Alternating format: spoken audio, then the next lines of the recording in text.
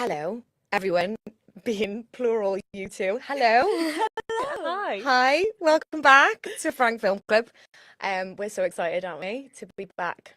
Truly, we're back with a new series. It's been a while. It's been a little while. It's been a long time, I feel. So what have you been up to over summer? Well, I've been filming a new TV show, and it's been amazing working with Apple TV for the first time. And they're wonderful. And yeah, the show is about Christian Dior and Coco Chanel, and I play Christian Dior's sister Catherine. But it's all kind of set in the 40s, and so we've been doing sort of like Nazi occupied France during like that time period. And so as you can imagine, it's like not the most jokey, fun and light-hearted of shows. I'm grateful to be back doing Friend Film Club, basically. What about you, Larry? How have you been? Well, you know what I've been up to. We've been in development of a load of different films and a series and trying to get a load of different things off the ground. And also got a van Yeah. and I'm doing up a van that hopefully one day I'm going to live in. And it's all very Instagrammable. Not that I'm very good on Instagram. I know, I was going to say, you're holding out on the content. I know. I've got so many photos. I just need to post. I just need a page to put them on. Yeah, it's going well. How about you? Yeah, I've been good. I've been busy and working on theatre a lot, which has been really different for performance because I like everything to be very small, and it's obviously been literally the opposite of that. So it's been a learning curve, but it's been really, really cool because I feel like I don't know, I feel like I'm learning another muscle that actors need to have and then how that can transfer into film. So been great, been working with a wonderful girl called Bridget in the office, and we're hitting a stride. It feels nice. And I went to Bali, sure. Everyone went to Bali this year. I went to Bali. So we've got some wicked films coming up, a lot of really big hitters. So one's about, but we're going to come at it from a bit of a different way, hopefully talking about the filmmaking process. And the first one is Don't Worry, Darling. So much has been said about this, and I'm excited to talk about it, but I'm excited to talk about the things that maybe haven't been spoken about so much with this film because it is a bit of a moment in the press, but it is a bit of a moment also, I think, for what the film is. So the film premiered at Venice this year. It's directed by Olivia Wilde. It's starring Florence Pugh, Harry Styles, Chris Pine, Nick Kroll, Gemma Chan, Cindy Chandler, Kiki Lane. And it is set in the 1950s or so, we think, and Alice and Jack live in this idealized community of victory, but nothing is really what it seems. Yes. What did you think? Well, I enjoyed this film. I found it entertaining. I feel like I'd heard so much about it before going in to watch it. And I've heard like so many reviews before going in to watch it and like really mixed. So it was quite like a weird viewing experience because I was like, I don't know how I feel about this film, and hopefully I'm going to figure out those feelings today because I'm still pretty unsure. But all in all, like I found it entertaining and it was visually beautiful. But there were also some parts that I was like, questionable.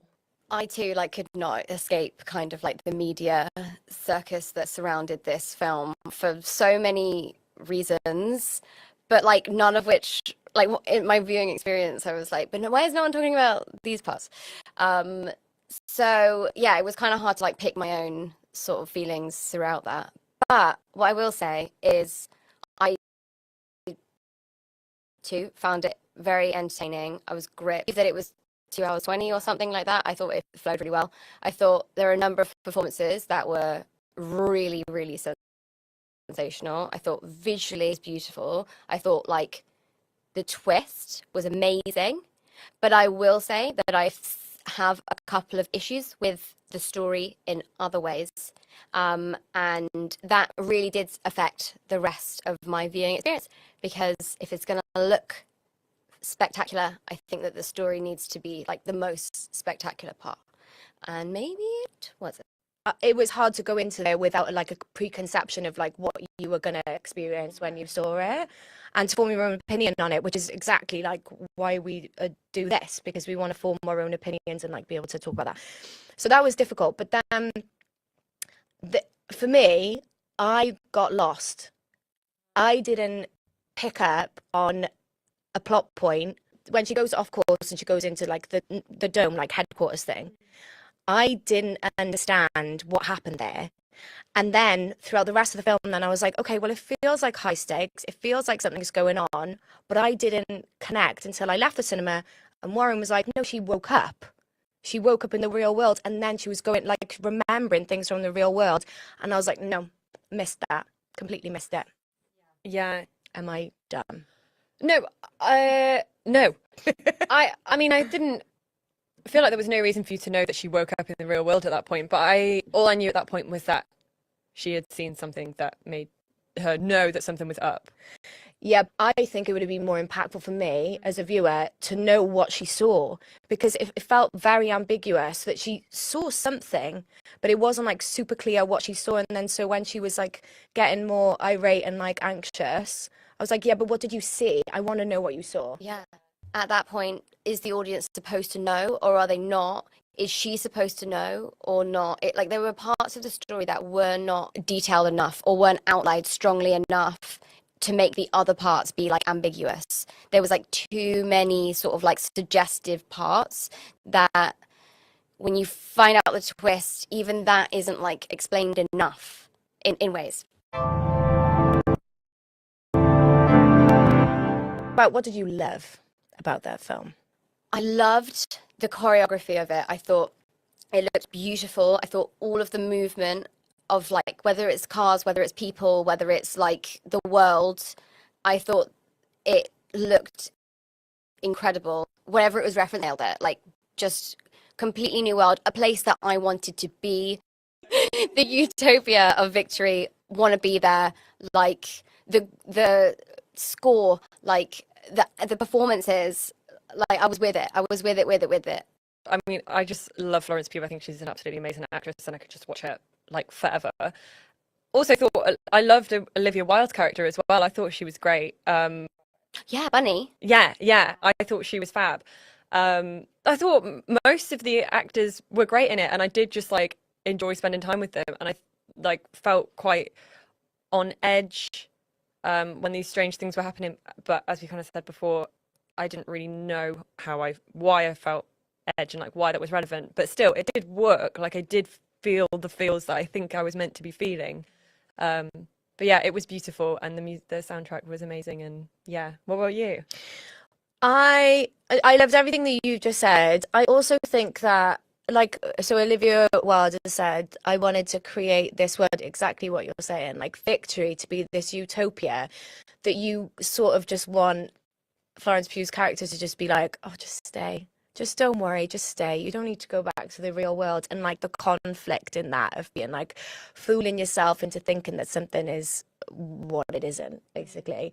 And I love all of the different like things that this is based around. So like gaslighting, incels, cults, like, you know, Chris Pine's characters feels like very culty.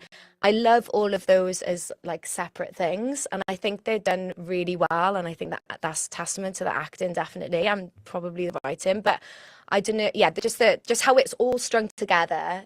I think that's what we're talking about. Like that's not it for us. Well, I'm sure you've read more about this, but I do know that they had to sort of do reshoots of this and go back and add other little pieces, and like they did test audiences, and so it was one of those ones where like on, you know, the script is like can be solid, and then you start shooting, you realize the things that we thought were obvious aren't as obvious. We need to add more story here. We need to take some away from here.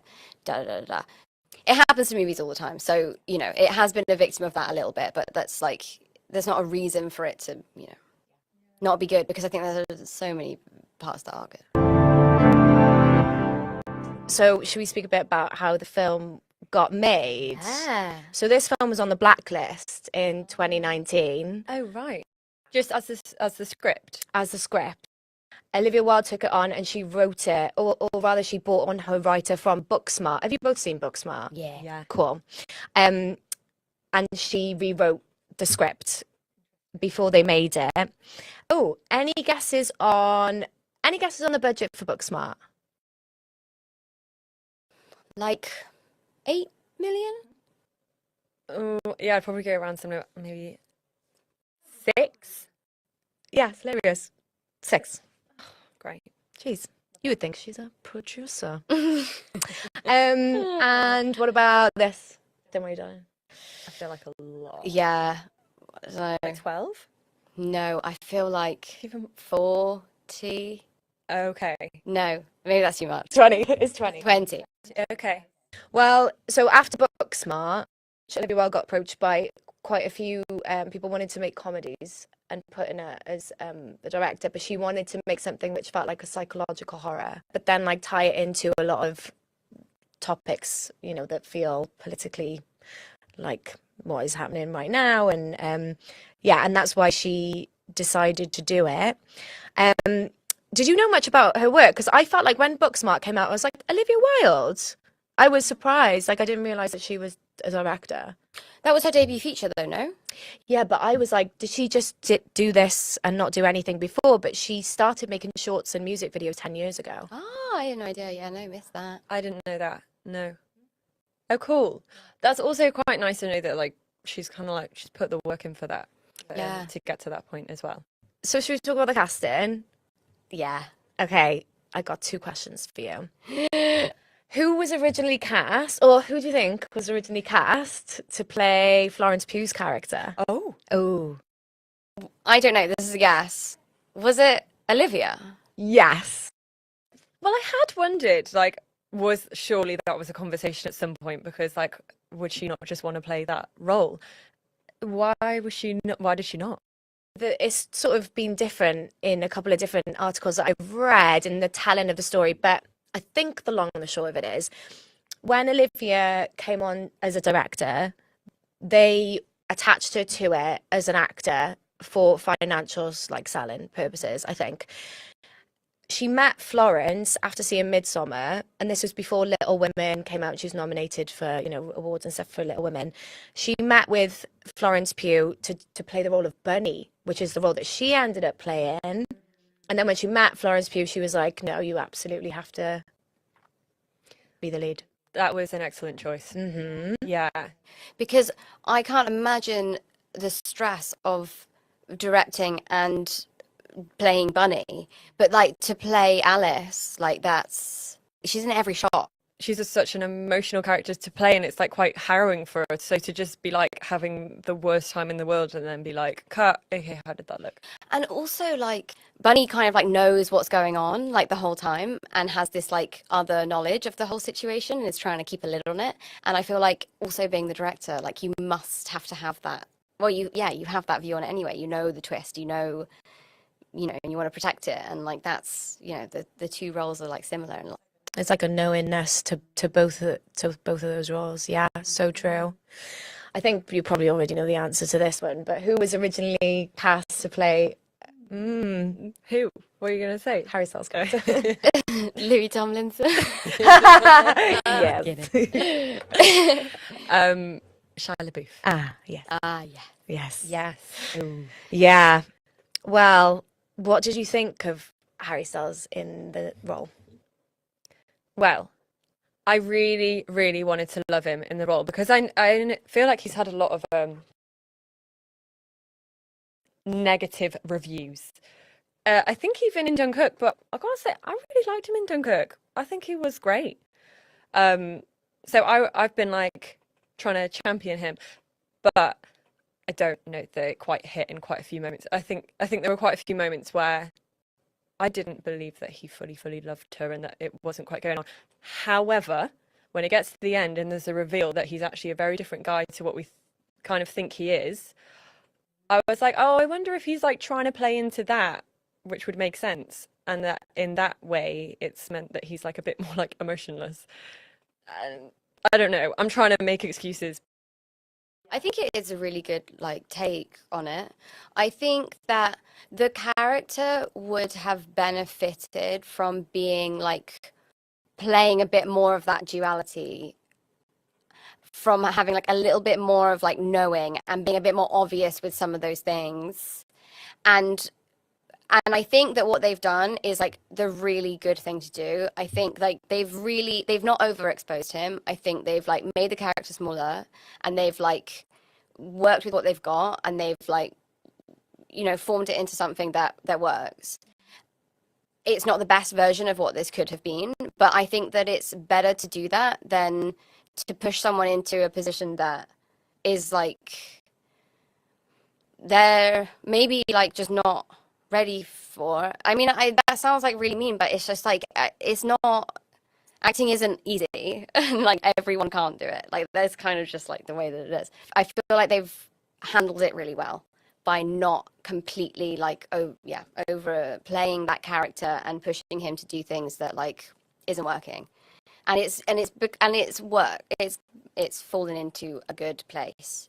There's the thing is, I was like, I'm in an hour about bringing this up because I think it's sad that he's open to so much scrutiny because he's such a megastar to be put into something. I think there's always going to be people looking at him with a magnifying glass. And I think that he did, people no doubt went to, and we'll speak about the marketing of the film in a minute, but no doubt people went to see this film because he's in it, like absolutely no doubt. I think it's quite strange watching him on something because he sparkles like on stage and even in a picture. Like you look at him and you're like, what? Like wow! Like he's so you can't not look at him.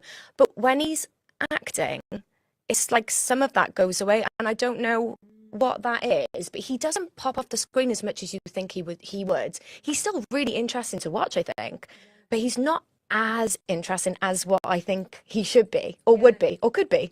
No, I really agree with you there. Like, it just felt slightly flat at times when you just wanted him to really pop. Like, it doesn't matter how good he ever is going to be at playing Jack. It's never going to be as good as he is at playing Harry. Yeah, that's the thing. Like, he's great. Like, you're doing it so well. Like, you are the best version of yourself. Yeah. Like, when you are yourself, it's like, women want to be with you, men want to be with you. Like, yeah, it's, yeah. And so, yeah. Can I just say though, when twist happens and you see Harry in this completely other look, I didn't recognise who it was for a second. I was like, who's this new guy? And then realised that was Harry Styles and was like, oh my gosh, imagine Harry Styles hadn't won the X Factor. And that was him. And actually, they didn't win the X Factor, did they? Do you know what I mean? I don't think he would have gone that. You never know. He might have got really sad because his dreams didn't come true. Yeah, Harry Styles, if Nicole Scherzinger didn't give him a yes. OMG. Well, we're going to speak about everything everywhere all at once in a few episodes' time. And that's like alternate realities. Like what could have happened? That could be his alternate reality. It did make me think, you know. I was like, shit, he went on the right one on this one. So. Thank goodness. Thank goodness. Well, I feel like we should speak about the marketing of this film and press frenzy and intentional, not intentional stuff. Like I think we said earlier, I don't want to get into the gossip of it. I feel really bad for Olivia Wilde, who is an accomplished director, a female director who is being given a budget, which that doesn't happen all the time, that she's been asked questions in interviews that would never be asked of a male director. Like you would never ask personal questions of a male director in an interview about that film. What type of things would have been asked? Like about her relationships, about how she's dealing with being a mother, like when she's filming, like all stuff like that you wouldn't usually be asked. So yeah, it's not been good. But I wanted to start with the use of sex in the film's marketing, and what you thought of that, because when I saw the trailer, and my friend Beth, she is obsessed with Harry Styles, she sent me the trailer, she was like, look at this, looks amazing, because it's, you know, they're in the trailer, they're getting it on, sure. And when the film was first coming out, Olivia Wilde spoke a lot about it being about female pleasure on screen, which is a little bit contradictory, I think, when we're talking about them being imprisoned in this world that they're having sex in, but sure. And then I found this quote from Florence, which I thought was really, well, I just wanted to get your thoughts on it. when it's reduced to your sex scene or to watch the most famous man in the world go down on someone, it's not why we do it. It's not why I'm in the industry. Obviously, the nature of hiring the most famous pop star in the world, you're going to have conversations like that. That's just not what I'm going to be discussing, because the movie is bigger and better than that, and the people who made it are bigger and better than that. So I wonder what you thought about them using a sex scene in the trailer, if you think that that's a problem, or if it's not a problem, like, I don't know. It's not an integral part of the story at all. And like the fact that that was used as a way to like market it, about it being about female pleasure, like I don't think that that's what this film means by any means. And plus you have the duality of knowing the biggest star in the world is going to be like going down on a woman, and it's like lots of young girls dream. Lots of women. Yeah. What was the question? Yeah, strange thing to hook onto. Like, it does draw an audience in who is like who fancy Harry Styles, or like yeah, like in like a not very good way. Especially having now watched the film and knowing what the twist is, I do think that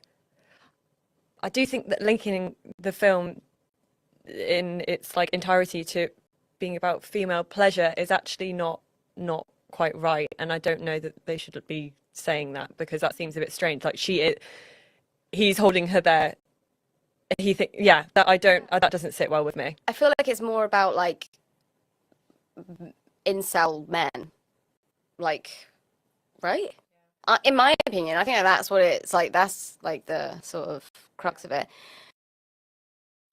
I do think there's a really great female story in there, but maybe this is part of the rewrite. Maybe it was way more about the men in the original draft, and then they wanted to like make it more about women. But I actually think because of this twist, which is, you know, very good, I do think that it's still kind of, it's like scrutinizing men, but I do kind of feel like this movie is about men more than it's about women. Yeah, agree. And this is something that I was thinking throughout, like the social commentary in the film in general. I'm like, I feel like I don't think it has that much impact on the world right now, because I think it would have had a bigger impact years and years and years ago. So in that sense, I don't know that it felt quite as like progressive of a film, and it could have done a while ago. I just didn't quite. I don't know quite what it was getting at. But also, to go back to what you said, I think that Olivia Wilde, I think one of the first quotes about this was like, no male orgasms in this film, it's only about female pleasure. I think that, coupled with seeing the shot in the trailer of like that explicit scene of Harry Styles, like the biggest star in the world, I think that it did undercut everything that it was truly about or wanted to be about. The things that it wanted to be about, I don't know if it's even was about those things, but it wasn't marketed as such either. Well, when the trailer came out, it was just spread like wildfire. And I think so much of the circus around this film has taken away from probably what was meant to be the important things about it. And you can see the message that is meant to be in this, and I love that. But I think there's been a lot of voices, probably during the filmmaking and writing process, and then probably since, that is just like, it's just a lot of noise, and it's really hard to like cut through that. But I don't think it does what it probably was meant to do. But like that happens all the time. That happens with male directors all the time. Yeah. And it still doesn't become about like a personal thing on them and da, da, da. It's just like, you know, sometimes it doesn't work out. Do you think that if this hadn't had all of the press stuff come out, that as many people would have gone to see it? I think that people still would have gone to see it because of Harry Styles. Just the curiosity. Well, we're doing it for the first episode, so obviously, like, we think it's a good enough topic. I definitely think this is one to like talk about, and I think not for that reason, because of what the subject is. Even if it was like lesser known actors, I think this is an interesting film. Yeah, So definitely. So it's, you know, I I don't think that, but I think it's probably been really helpful to them for tickets. Yeah, like in terms of tickets, yeah, but I do wonder if like it was lesser known actor, like basically if it wasn't like Harry Styles, if it hadn't have had a load of gossip come out about it.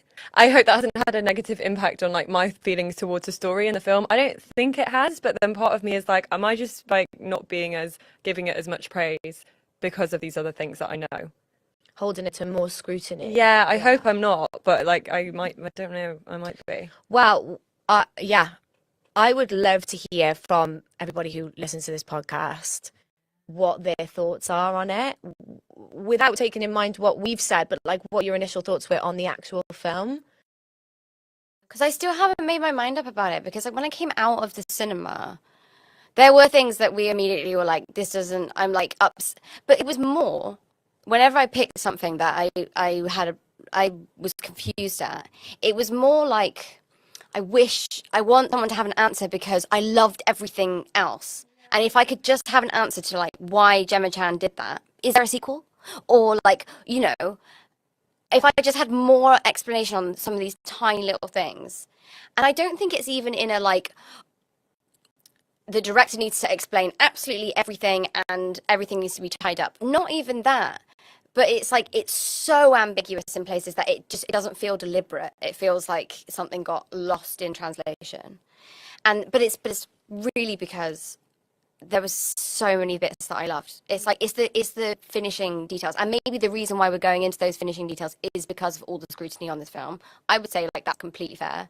But hey, here we are. Do you know what I actually need to ask is, if you were in that world and then you realize that that was not the real world, but your reality, or reality indeed, was drab and grey and terrible, would you want to stay in that world, and would you? Listen, for comedy's sake, I'm going to say I would stay. Yeah. But like, I really love my job, even on the worst days. So I know that I wouldn't really, but it's funnier to be like, yeah, I'd stay. Well, More I don't entertaining. know, like it does kind of like fair enough to Bunny that she's like, Yeah. well, yeah, Yeah, I'm like, that's true, that's true. fair play, yeah. Because really, like, is anything real? No, not like, but no, not that. But you know, like, it is only like your memories and, I don't know, get a bit like weird and deep. But like, if it's your reality, it's your reality. Like, go for whatever you want. I don't think I would enjoy cooking all the time. Oh, I see. As in, like, if that was your date, you had to be like one of the women. I would be bored. I would be very I bored. mean, you don't like cooking anyway, so That's what I'm saying. that would, yeah. Like, if they had let women write the code of the world as well, Yeah. because who says, why can't they just code in that the food, like, gets delivered to them every night? Why do the girls have to? Oh, well, then I'd live in that. for Yeah. sure. Why can't we just code a simulation and we all live there and we all decide what we do each day? Yeah. Yeah. Great. Then I'd stay.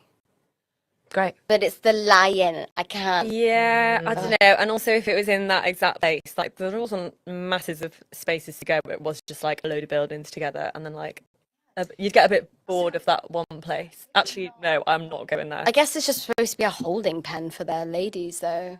Boring. Why did they do that? Boring. Yawn. So the general consensus is we wouldn't go, we wouldn't stay there, but if there was like an alternate reality which we could create, that we would stay there and asleep in the real world.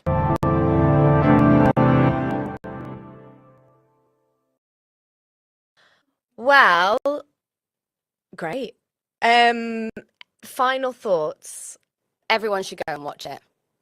And I think that we love to not love things a little too much. And this movie is like a victim of that, for sure. But I think that there are some really, really, really special elements that will last a really long time. And do you know what? They could make a movie that's like better, but no one saw it. And like, as cinema is dying, like this is what we got. Well, it felt like a movie. The movie felt like a movie, to be fair. So To be fair, when you said did. it did feel like a movie. I think that I'm excited to see Olivia Wilde make another film. This was only his second feature. So like everyone like stop being a dick. Like give her a chance. And also like it was still really good in a lot of ways. Yeah. There's a lot of questionable parts about it with the story with all the bits that we've just spoken about and like yeah. I I wanted it I would love for them to like to have done another pass on the script maybe to make sure that it was like solid story before they went and shot it. Yeah. But like fair play. All of the elements were there and they were done incredibly well. Something in the mixing of the soup did not quite work, but that does not take away from all of those elements being really good. It's not your bag of soup. Is it? Yes, I really agree as well. I'm so glad that I saw it in the cinema. I think visually it is like really like one of my faves that I've seen in the last, well, recent times. I think that world is just so beautiful. What she's done there is amazing. But yeah, it was a little bit of a letdown. I'm not gonna lie.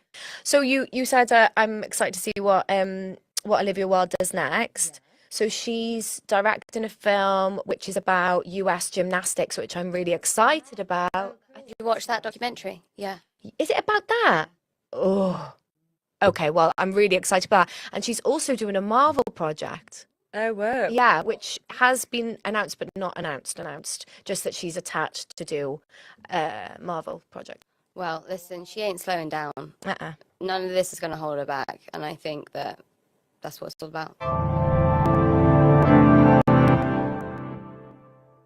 Well, thank you so much for joining us for that episode. I hope you enjoyed it. Next week, we're going to be watching Boiling Point, which was written and directed by Phil Barantini, who's going to be joining us on the show.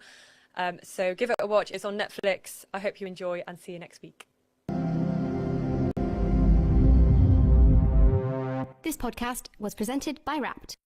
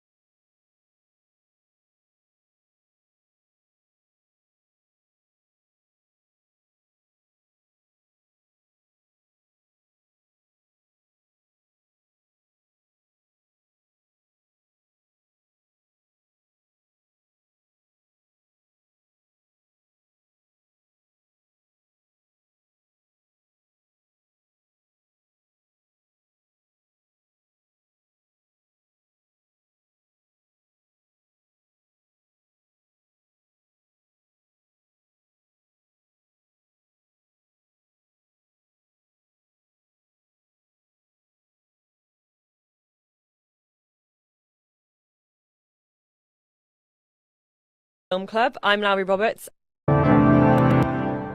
Well, welcome back to Frank Film Club. I'm Lowri Roberts and I'm joined here by Maisie Williams. Hannah Marie Williams. that was lovely. Thank you. And today we're going to be talking about Boiling Point, which was released in 2021, directed by Philip Barantini, written by Philip Barantini and also James Cummings. And we're going to be joined by Philip Barantini, or Phil. Don't know what kind of basis we're on yet, but he's going to be joining us later in the episode. But first of all, girls, how are you? I'm doing very well. I'm very excited to chat about this movie. It's very different for the sorts of films that we talk about. So, Yeah. But I've been good since the last time I saw you, which wasn't that long ago at all. Nothing's changed. Fair enough. Well, nothing new. I'm glad that you're both good and raring to talk about the film. Yes. Okay. Well, first of all, a little bit more information about the success of the film. It was nominated for 4 BAFTAs, 11 BIFFAs, and it won 3 of the BIFFAs. So it had like a bloody good time. But first of all, what were your initial thoughts on the film? Yay or nay? I loved this film. I was taken aback by how much it affected me. By the time it ended, I felt really sad, and I didn't expect to feel that way. I thought I was just going to enjoy the fact that it was all one shot and think it was really cool, but then it actually really hit me very deep. And so, despite it having these like interesting techniques that it used at the core, I think it was like an incredibly impactful story. And so, really, really liked it. I felt exactly the same. I think the whole like hoopla around the film has been, it's one shot, like this is incredible, and talking about the rehearsal period and all that stuff. So like for us as filmmakers and from like actors casting point of view, really interesting. And it won the best casting BIFFA. Oh, it did. Yeah. So I was really interested in all of that. And I also thought, I wonder how much substance it's going to have, Right. and how much we're going to be aware that it's like one shot. But no, I think the story and the way that it was all crafted together was like, really hitting. Why did you pick this film? What did you think? I had seen it quite a while ago, and I watched it, found it like amazing, but quite stressful. And then was like, okay, this could be a really good one to talk about for many reasons, including like the filmmaking process, but also the story. So then when I came to rewatch it, was a bit like, oh God, do I want to like go through the stress again? Yeah. And was kind of like building it up and was like, I don't really know. But then once I started it, I was like, oh no, it really does just pull you in. You kind of forgot about this stress you're going to be feeling by the end of it. Yes. We were speaking about Uncut Gems earlier, and I feel like that's a film that's so stressful. I never want to watch it again. I appreciate it. I loved it, but I don't want to watch it again because it gave me this heightened sense of like, Yeah. But this film, I felt the same about it before watching it for the second time, but actually really enjoyed watching it the second time, maybe even more so than the first time. Yeah. Because, I don't know, I wasn't looking for like cuts or wobbles or like anything like that. I was just enjoying the story a little bit more. Well, a little bit more information about how it came about. I mean, we're going to be speaking with Phil later, so I don't want to give away too much, but he came from a acting background. He'd been an actor for 25 years. That's where he'd met Stephen Graham. They're both from Liverpool.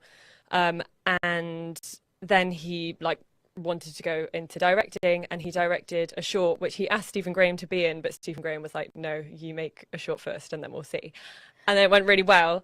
And then they made Boiling Point as a short, which was also one shot. Okay. Yeah, same DP, same writer duo. Smart. And that was with Stephen Graham. And then he did a feature, and then Boiling Point was his second feature. And he also used to be a head chef he was like a chef, and then he built up to head chef in London and then Manchester. So he's like come from that background, and I think the film is very true to working in that industry, and like the stress of kitchens is like, yeah. I'm excited to chat with Philip about this, but I thought that the material matched the one-shot nature so perfectly, because it is like whenever I'm speaking to anyone in like the food industry and hospitality, they always talk about like you're kind of like on show, like from the beginning until the end, and it's like you don't get a rest, and it's like every table, and that's like front of house, but like I mean it's kind of an open kitchen, so it's that sort of way you're like being watched from the beginning to the end. And so the fact that it's kind of shot like a piece of theatre where it's like as soon as you start, like you can't stop until the end, like it really mirrors the way that like the industry is kind of set up anyways. It's like the one shot thing got you in the door, and then it actually ended up being insane. So you don't leave thinking about it, oh, it's a one shot. You go, what an incredible story. And also, can you believe they did it in one shot? So I definitely would have watched this film regardless of it being one shot. I think that did make the viewing a bit more urgent to me, but I think the cast was so amazing that I would have watched it anyway. I thought Hannah Walters, I really like her as an actor, and I would love to see more of her. She's married to Stephen Graham. Did you know? I had no idea. I did not know that. Well, now you do. But she is amazing. She's absolutely amazing in this. I did think that there were a few moments in the acting, very, very few, where I was like, if this had been multiple takes, I feel like they would have redone that take. But because I know it's one shot, I'm like, cool, great, keep going. Which bits? Name and shape. Yeah, I actually, there's moments, and I felt the same way. Really small, Yeah. but just moments where I'm like, oh, I just remembered that we're what it is. So let's talk about the acting. So starring Stephen Graham and Vanette Robinson, and then, well, has like a massive stellar word? Stellar cast. Stellar cast. Yeah. It has a stellar cast. Ooh, Stella. But I've got to say, well, Stephen Graham, obviously, amazing. Yeah. Vanette Robinson, I hadn't seen her in anything Yeah, before, and she's now I want her to be in amazing. everything. Mhm. And yeah, Hannah Walters, like I said before. Any thoughts, like, what were your thoughts on the casting then? I thought it was perfection. It's Karen McLeod, I think is her name, the casting director, or McLeod. But she's brilliant, and I think it was perfect, pitch perfect, all of it. And the things that took me out with the acting, though, I think I had that like nervousness for them when it first started, but then I forgot about that, which is testament to how good they were and how slick it was and how good the acting was. The bits that took me out weren't moments from the actors who were the leads. The bits that took me out of it were actually the smaller roles. Like the influencers, I just found them to be a little bit too overcooked, and that's probably a nerve thing as well. It's like, oh God, it's been happening for an hour and now is my time, and they come into me and the camera's going to be on me, and maybe that was what it was. Because, like, yeah, fair enough if Stephen, like, does a mistake. Like, he's been going for, like, an hour or so. Like, fair play, he'd probably be knackered. But if you just had, like, one line and you came on and you messed it up and you, like, Yeah. and they couldn't carry on. It's like the tone of it, right? I think that everyone in the kitchen were being so real. It was almost like you're watching a documentary. Yeah. And like, even though I know Stephen Graham is an actor, like I just was completely with him being a head chef of this restaurant, and like, and it was so real. The arguments, like the way that they interacted with one another, it was so free, never overdone, never someone trying to get a last word in. Like it was just like, it was perfect. And then, yeah, you get to some of the moments and you think, oh, this feels like they're pretending to do, like to come out for a meal, or they're pretending to order a bottle of wine, or like whatever. And it just takes you out of it. Well, this is something that maybe you know, and would like to ask Phil also. It felt improv. The dialogue. Yeah, how much of it was written? I did read something that it was like, it wasn't fully script. It was more like beats to hit. They got room for mistakes then as well, because Yeah. they just stay in character, but also like testament to how brilliant the acting was, because they probably did make mistakes, but we didn't know. This is something that I think is really interesting. What is the actress's name who was in Les Mis for Anne Hathaway. Anne Hathaway? So Anne Hathaway, when she was doing her song for Les Mis, doing I Dreamed a Dream, they did it maybe like, I can't remember how many times, but an insane amount of times. And then they ended up going with like one of the like first or second, third takes. And it like, yeah, they sort of went through a whole thing and then just like ended up going back to the one that like they left. I mean, they didn't do a million takes in this, but it's so interesting that like actually sometimes it's about like the repetition and then you break through it and you find something new, but sometimes it's like something about the Like, oh, we have another one after this, so I'm going to just go easy on myself because we still have one more take, that just makes everyone lighten up a little bit. So interesting. Yeah. Can't wait to hear more from Philip about Yeah, that. yeah, on why it was. Did they mic the location? I don't think so. I think Just it was just before. radio mics and then one boom, because really they were like, really the boom didn't really capture much apart from just like air like room tone kind of thing. Yeah. And more like gave it a bit more space. But they would have had more booms, but it was so risky for like Yeah. an accidental boom to be in shot and then suddenly the shot's done it as well. So Wow. yeah, they just had the one. Yeah, I just don't want to know know if they were about mic'd around. batteries as well. The camera battery, like the mic, like even radio mic batteries. I Yeah. feel like a radio mic when I'm on set lasts until about lunchtime, and then you have to change it. So maybe it could last for like the whole take. But what if someone's just like died before the end? Like, I don't know about the microphones, but the camera they shot on Sony Venice, which means, and that camera you can change the battery whilst it's rolling, and the same with like the SD cards, so they could like just keep. we're living in Changing it. 2045. Yeah, I Wow. know, I know. I'd love to know how we did it, Yeah. where we got it from. We'll find out. What's your tips? Well, I feel like we should go and chat to Phil. Definitely. Yes. Many questions for Phil. Yeah, Let's get him on. amazing. We are now joined by the writer and director of Boiling Point, Phil Barantini. Welcome Thank to you Front very much. Film Club. Thanks for having me. Of course. Yeah, we've just been talking all about the film, and well, actually, we've got loads of questions for you. So Cool. I'm just going to jump straight in because we gave you a great intro at the start of the Oh, podcast. right. Yeah. You'll hear it. Oh, again. cool. Yeah. Yeah. Where did the story come from? I feel like this is also a part of your intro because I feel like it came a lot from you. Yeah, totally from me. I was an actor for 25 years. And, you know, when you get into an industry like that, you want to be successful, and I was relatively successful to begin with. You know, I became a bit complacent because I was doing really well as an actor, and then I wasn't going to turn up for auditions, or I was turning up late, or I didn't know the lines, or you know, that kind of thing. And so I started to, you know, I wasn't getting the work, and I started to become bitter and jealous of other people who were getting the work and that kind of thing. So I needed to make some money, and the pub that I was working in, in Hackney, I was actually working behind the bar, and my best mate was the manager there. And the sous chef got fired one day, and they knew that I was passionate about food because I was constantly talking to the chefs, and like, you know, so they made a joke on me, and they basically fired me that day and said, we can't have you working on the bar. And as I was walking out the door, the chef came over and went, "Do you want a job?" And they planned it, you know what I mean? So then I started working in kitchens, and I loved it, and it just fell in love with it all. Can you unpack like what that journey is actually like? Because I think like what this film captures is like the real sort of just like hostile environment, but to work your way up and become like a head chef, like what is that journey really like? It's tough at times, but also it's like, you know, there's the whole like family side of it, and the camaraderie, and everyone's together. Because of that family environment, you sort of neglect your real family, or, you know, what's outside of that world, and it becomes your everything. And so, you know, me having that addictive personality and being, you know, drinking a lot and stuff like that it's not a good environment to be in, you know.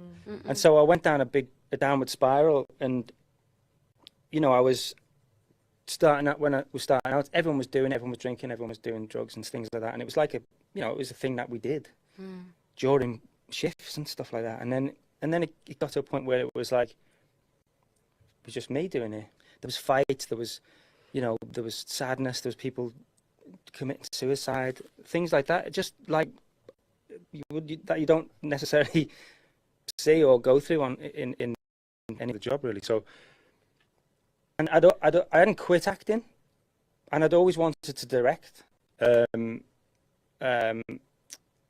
but I never had the confidence to do it. And then 7 years ago, I decided to quit drinking, and I tried to do it for many years. People had always said to me, "Oh, you need to stop. You need to do this. You need to do that." And I'd be like, "Yeah, no, I will. I have. I know I do. I should do. Yeah, I should do." But I never really wanted to. And you know, I'm not cured. But a year later, my mum passed away quite suddenly, and it just made me go, "Fuck this! What am I doing? Like, go and follow your dreams, do what you want to do. Just try and direct, like, do it. You know what I mean?" So I got in touch with a mate of mine. He's a producer who produced Boiling Point, and he said, I was like, "Can you recommend any good film schools I could go to learn, you know, how to be a director?" He's like, "Mate, you've been on film sets for 25 years. You know what hit marks is. You know the different types of lenses, the camera angles, all this kind of stuff." I was like, "Yeah, I do. Yeah." He's like, "Well, you don't need to go then." I was like, "Okay." So I just decided to make a short, and a mate of mine had sent me this lovely script about a young boxer, and I just said, "This is what I want to do." That's where it sort of came from. Like, I'd lived and breathed it, you know, and I wanted to. I'd seen films about chefs or kitchens, or you know, and some of them were great, but not my experience, what I personally went through, and what I've seen and witnessed, you know. So I wanted to make something that was true to my reality and a lot of other people's realities that they've been through, you know. Yeah. But it's not everyone's reality. You know, some people have said, "Oh, it's not like that in the kitchens anymore," which is fine, but some kitchens it is. I know it is. Yeah. Because I got mates who are still in the kitchens and are still struggling and still, you know, it's rubbish. Yeah. You know. That makes so much sense when you hear that for context, because it feels like there's a richness to all of the little things that are happening around the restaurant that feel like they can only come from a lived experience. How did you construct that story? I'd written the short, like, basically just in my notes in my phone while I was away. I was acting in a show out in Lithuania. I was just in the hotel one day, and I just putting anecdotes down and stuff like that. And then I spoke to my DP who I'd worked on the first short with, and I was like, "Right, we've got to do this, and it's got to be real and visceral and, you know, proper, almost like a thriller." And then he sort of came up with the idea of doing it in one shot, one take, which I thought he was mental. And, you know, I pitched that to Stephen as well, and he thought I was mental. And, you know, there was just a massive list of things that kind of some of them are unbelievable, you know what I mean? But, like, so we just went through it and thought, right, what could be this journey? And we said, if we're going to do it in one take, it has to be a slice of life, you know, something that's going to change his life forever, like a heart attack or whatever. Because I'd seen some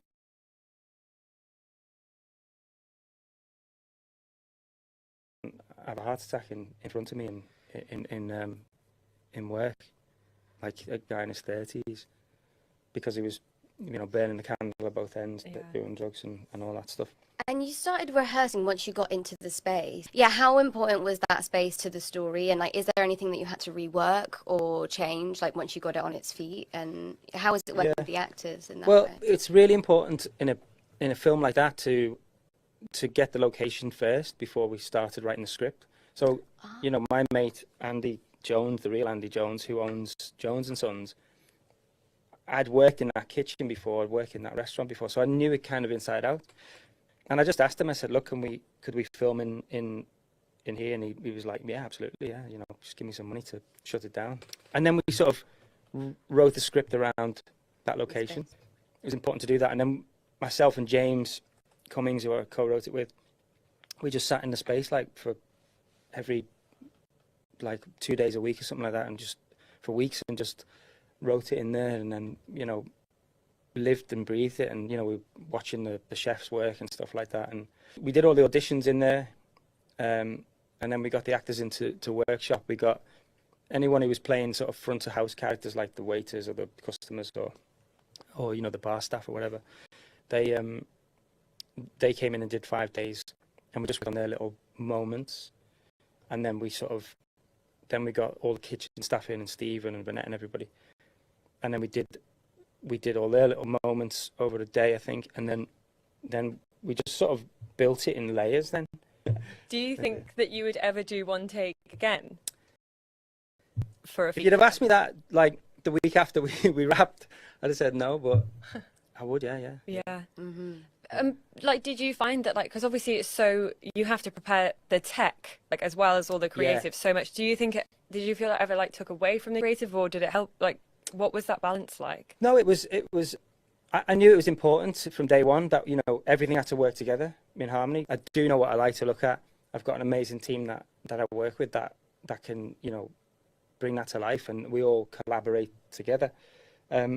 So myself and Matt Lewis, who's my DOP, and he operated the camera, we would go, while we were writing it, he would come in some days and we would go, right, we just got to practice this move, and I would then be all the characters, and I'd be like, right, and then she goes over there, and then we're in the kitchen, and sometimes when the kitchen was shut, the restaurant was shut, we'd still be in there. And then when we were rehearsing with the actors, it was important to have all the crew in there as well, you know, because if someone, like the boom operators and all the sound team, they need to know where they need to be, and so it was important. It's like a dance, you know, it's like a choreographed dance that you have to sort of, everyone has to work with each other and move with each other. It was tough to sort of manage all of that, and the actors as well. But like I say, I have an amazing team. And when you came to shoot it, how many takes did you do? And which take did you go with? Yeah. And why? So Stephen had a window because he was about to go on to do Peaky Blinders. And he was going to do Peaky Blinders in March. So we were planning to shoot in April. And we were all heading towards the April shoot. And then suddenly, like, I think a month before or whatever, Stephen was like, can we move it because the dates have been moved? Can we move it to March?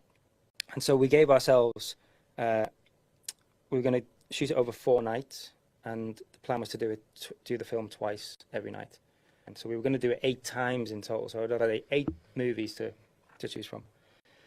But after the first night, you know, COVID was becoming really scary at that moment. And we had loads of people in this one space at one time. And people were getting really nervous. And we lost a couple of, like, cast members because they were living with elderly parents, and they were scared. And, you know, at this point, no one was saying wear masks or anything. It was just literally...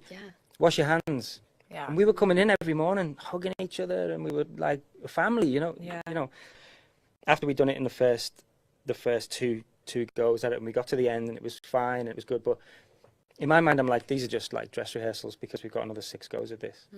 And then on the after the night of the first night, like late, the producers just called me and said, we're gonna have to shut this down tomorrow. We'll do it one more night, and then that's it. We've got to call it.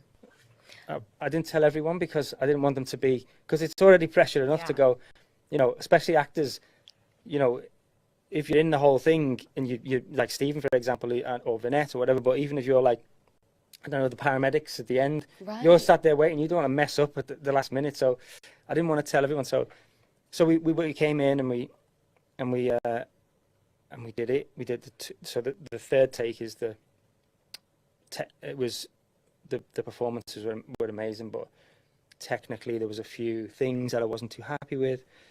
The fourth take, the last one, was flawless, technically flawless. But when we watched it back, it was like the acting was good, but it was flat, slightly flatter because people were exhausted, you know. Second take of the day. Yeah, exactly. So then we literally wrapped, and I went back to Manchester. I watched all 4 takes, and there was a bit of back and forth. Like Matt, the DP, was crying. He actually cried down the phone to me. He said, "Please don't use the third one. Please don't use the third one." I don't know why. Yeah. There was like 3 major things really, which nobody has ever noticed. And one of them was the clock in the kitchen was the wrong time. We fixed it with VFX, and it's very expensive to fix just the hand on a clock. So it was like 5 o'clock. I think it said 4 o'clock on when we did it, but it was supposed to be like 6 o'clock or something like that. Right. Because like, if anyone's going to notice, they're going to be like, "Why is the restaurant so busy at 4 o'clock? Why is it dark at 4 o'clock?" You know. It's one of those things that might take you out. Yeah, exactly. Yeah. And then the other thing was when the character Robin, who's the actress, the blonde waitress, comes in. and she comes from the back kitchen into the front kitchen. There's a moment where the camera goes slightly soft, but it goes off for just a tiny bit too long, like for my liking. And I was like, we tried to fix it in post and tried to sharpen it up, but we just couldn't. And I was like, oh, it's gonna take everyone out of it. And then the other major one was when the manager is going into the toilet to cry in the toilet. Oh yeah. On the other takes, the door was open when she walks in, so we wedged it open so that Matt, the camera operator, could follow her in and like just be sat. And he had a mark on the floor where he had to start. So there was also like a hand dryer on the wall with a reflective mirror, basically on the thing that you put your hand in. And so we put him in a specific mark so that he wouldn't be seen in that, and also so that the door didn't hit him. But on this take, the door was closed. So she opened it and she's in the moment, you know what I mean? So she's not even thinking about the camera. So she's in the moment, and Matt just got knocked ever so slightly. So there's a slight wobble on the camera, and then he's off his mark. So he's trying to find the mark, and so it was just a little bit too like frantic. So we tried to fix that as well. And it's nothing major now, but at the time it was like everything to me. Yeah. But if someone had said to you, you got 4 takes to get this right, oh, before you went into it, like, nah. Absolutely not. I need double.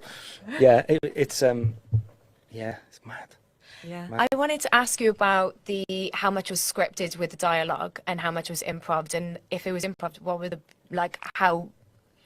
how strict were the beats, and how did you communicate all of that? James and I worked meticulously to get the beats down, and within those beats were bullet points, and it was quite extensive what needed to be communicated within those beats.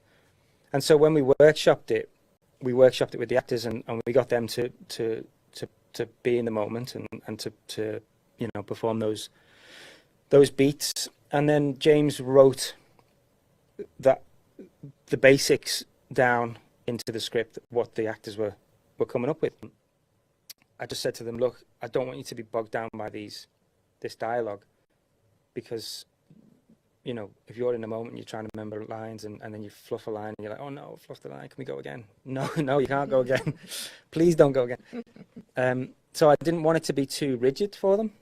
And it was important to find actors who could work in that way, because not everyone can, But we needed to find actors that could be in the moment. And I studied the Meisner technique as an actor, and that's how I sort of direct now as well. Direct actors, I bring that into that as well. And I think it's not for everybody, but like I certainly think if you can sort of tune into the other person as opposed to keeping the attention on you, because a lot of actors they get a script, they learn the lines, they learn everything, and they practice it in the mirror, whatever, they practice at home, and it's like every single arm movement or, a blink is rehearsed, and there's no getting away from that with some actors. You can't like pull them away from it.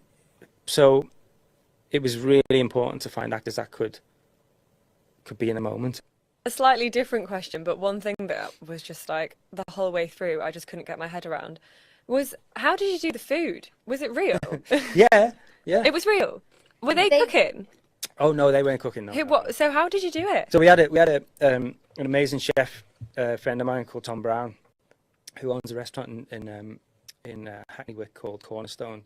So they pre-cooked everything, and some of the plates were already set in the fridges underneath, so none of it was hot.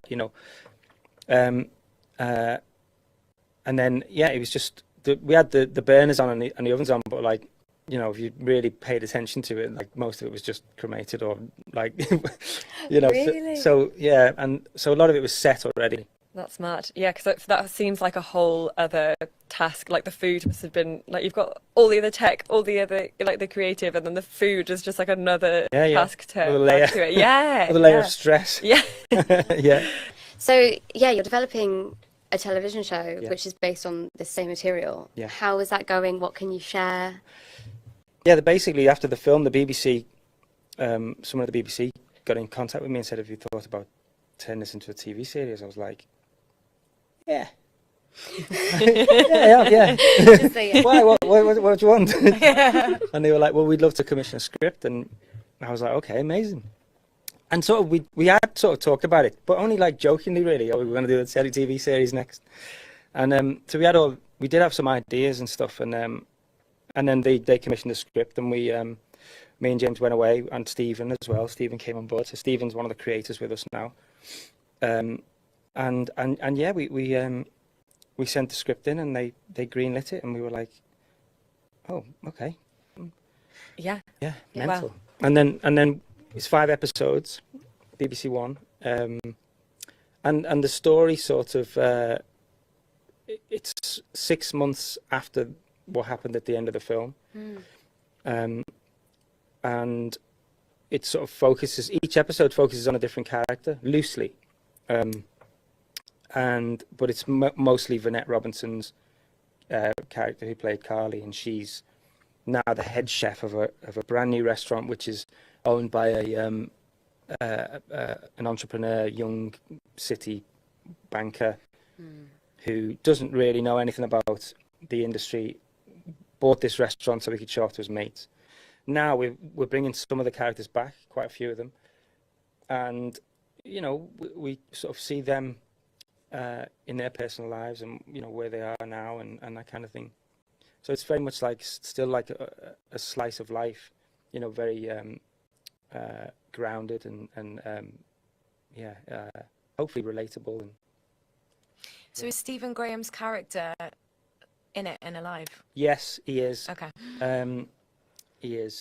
He has suffered a major heart attack, and he's now in recovery.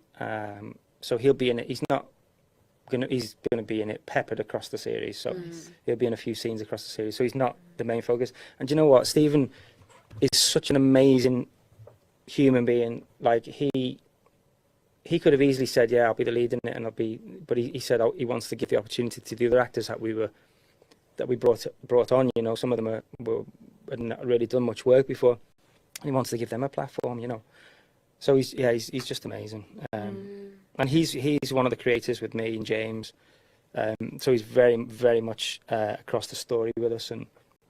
But yeah, so it's been a like, yeah, mad. It's mad. That's mad exciting. Every day Yeah. I'm just like, what is going on? It's actually not that short of a span of time as well. Like, No. it doesn't, you know, the short being made in 2018. 18, yeah. That doesn't feel like that long ago for it to now be greenlit as a TV series. No, I know. Yeah. And have a film in between there somewhere as Yeah, well. yeah. Mad. Well, I mean, I can't quite believe like what's going on with me because I decided to jump off the cliff. I always say, and just you know, I'm still flapping my wings now, but you know, I'm floating.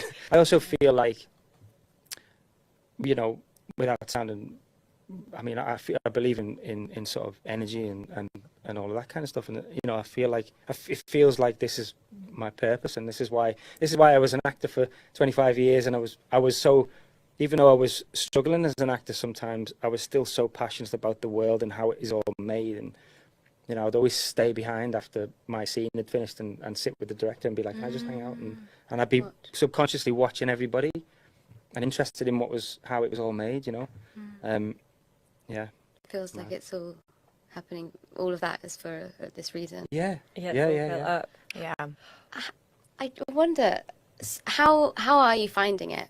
Like, how is your mental health now? Because this like skyrocketed, and it's everything that you could have wanted it to be. But that's also hard to deal with at times, I imagine. Yeah. Yeah. It's interesting because I think because my acting career, I wanted it and I messed it up. So now I think I'm in a mindset where I'm like, I'm not going to get complacent. Like every day I'm like, okay, this is mental. I'm just like, you know, every day is just crazy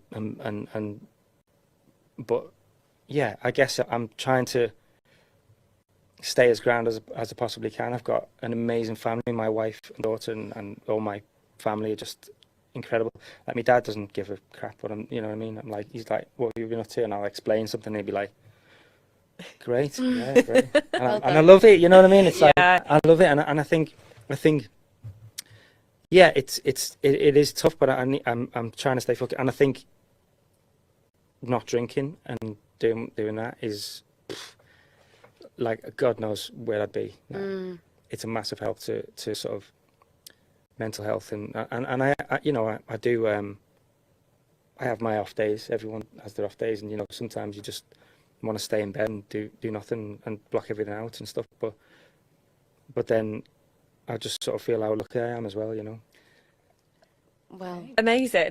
Thank you so much for coming on. This has been fab. Thank I love you. hearing all about this. And I can't wait to hear. I feel like we need to do another one when you've Do the TV. made Yeah. when Yeah, you've yeah, done yeah, it. yeah, yeah. Yeah, definitely. I'd love love that. the chat. I'd love that, yeah. Yeah. Well, Wow. that was such a good chat. such an interesting guy. Yeah, what a great guy. Yeah.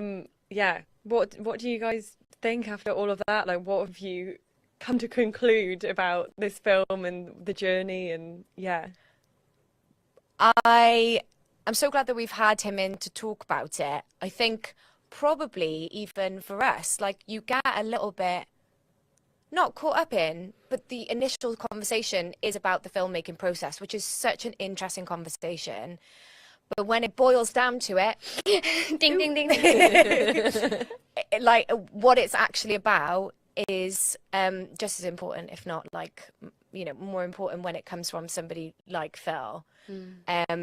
And I just really appreciate and admire the richness. Also, something I noticed that he was talking about, he filmed that in a place where he worked. So like he went back to the place that the story was based on. Like I wonder how cathartic or like traumatic that was to be there with a camera filming like potentially what he felt like when he was Yeah. living that lifestyle. It's the reason why it was so magnetic is because like he was really speaking from his soul. And like we talk about this a lot about like a film from a new perspective when someone has like lived and breathed it is when it like really captures you as an audience because it's like it's honest. And so yeah, it was just I loved hearing more about his personal journey, and I think it's really felt through this film despite it being one shot and the complications. Like at the soul is this story of being like completely at your boiling point. Oh, no, I'm completely the same. Like I really wonder if like when he's spoken about this film before, if people do ask him about the story at all, or if they do just talk about the like how it was made, because it's so easy to fall into that. But it's so good. But I feel like there's a lot of filmmakers that would be like, we're going to make a one-shot film for the sake of making a one-shot film. Yeah. What could it be? Yeah. And then think of it that way around. But it's so obviously come from the other way around, and that's why it works so well. And that even if you did go see it because it's the one-shot film, you're going to be so pulled into it, and you're not like after it, you're going to know it for like a very different reason. And yeah, he's great. I'm so excited to see the series and like everything else that he does. Yeah. Yeah. Really, really special. One to watch for sure. Yeah. Thank you so much for listening to this week's episode. If you were affected by any of the talking points that we discussed, then we have some support links in the description box, so go and look at that. Next week, we are going to be watching Everything Everywhere All at Once, which came out this year and was directed by the Daniels. And you can watch it on Amazon Prime, but it's incredible. Go and watch it. And we are going to get back here to discuss all, to dive into the nitty-gritty and find out how they made such a huge scale movie on such a small budget. Amazing. Exciting. See you then. Bye-bye.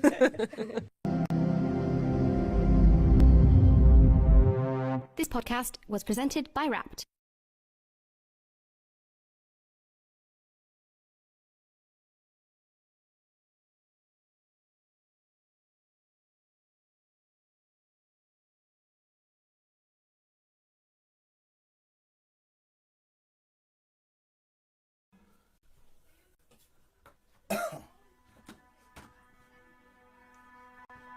Fade to Black, Metallica, by Joshua Loftus, baby.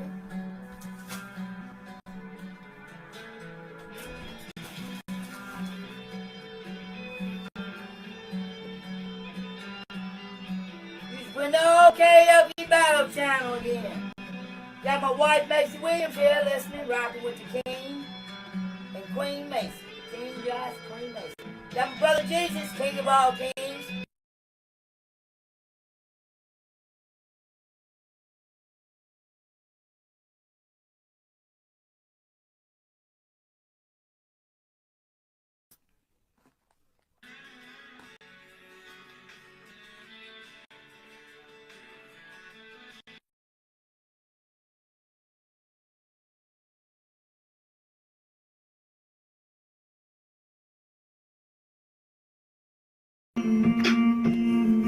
Song I dedicate to Margaret Tyson Williams, my soon-to-be wife, in that beautiful picture right there, and that's me, Joshua Loftus. I can't count the time. I almost say what's on my mind, but I didn't.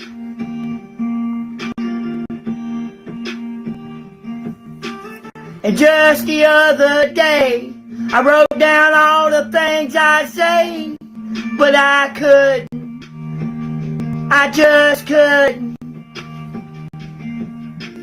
Baby, I know that you've been wondering.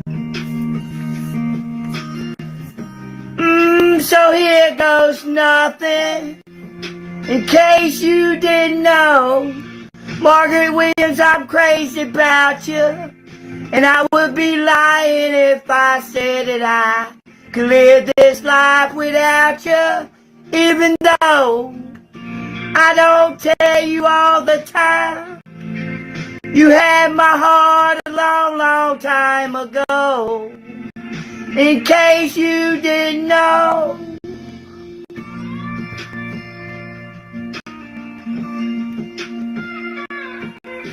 The way you look tonight, that second glass of wine, that did it.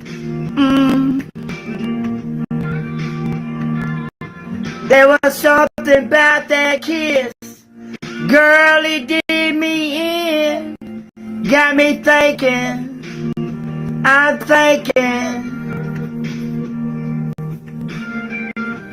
One of the things that I've been feeling,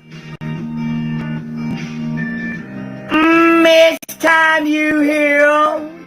In case you didn't know, Maisie Williams, I'm crazy about you.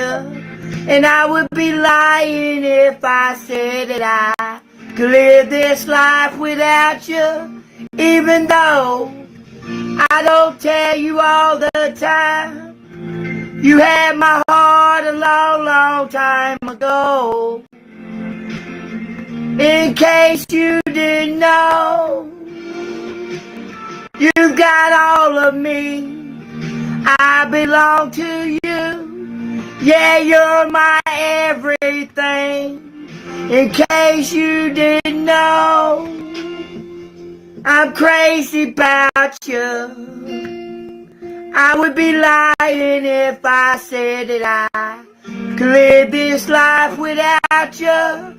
Even though I don't tell you all the time, you had my heart a long, long time ago. Yeah, you had my heart a long, long time ago. In case you didn't know, no, in case you didn't know,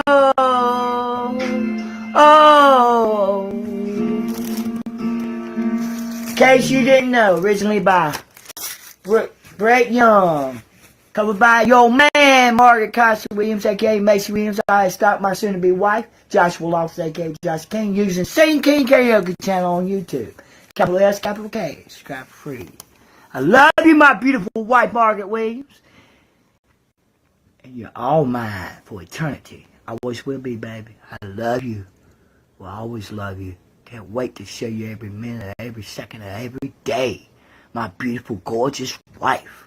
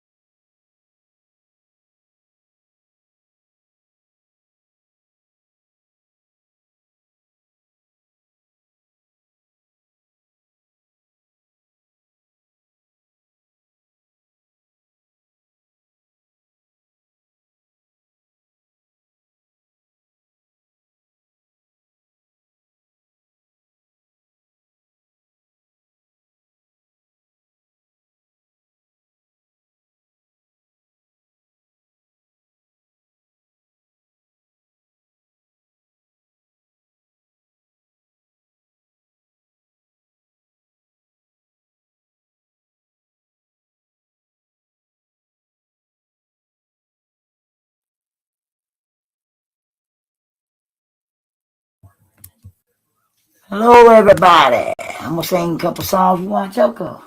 Joker is gonna sing for me. Y'all should take a break. He's in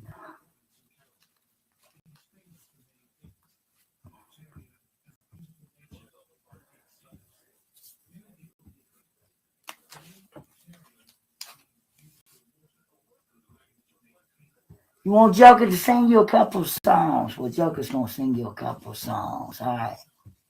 Been a while since I got up here. You know, Josh don't let me get up here much. You know what I mean? So that's what I'm gonna do. I'm gonna sing you a couple of songs. And Josh told me to tell you, Margaret Constant Williams, that he loves you and can't wait to hug and kiss you all over, girl. So, with that said, he's such a softie, you know. There you go. You gonna chill out here with that?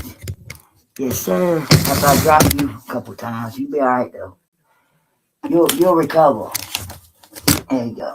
I had to move Billy Graham out the way here. There you go, right there. Now, we got you right. Yeah.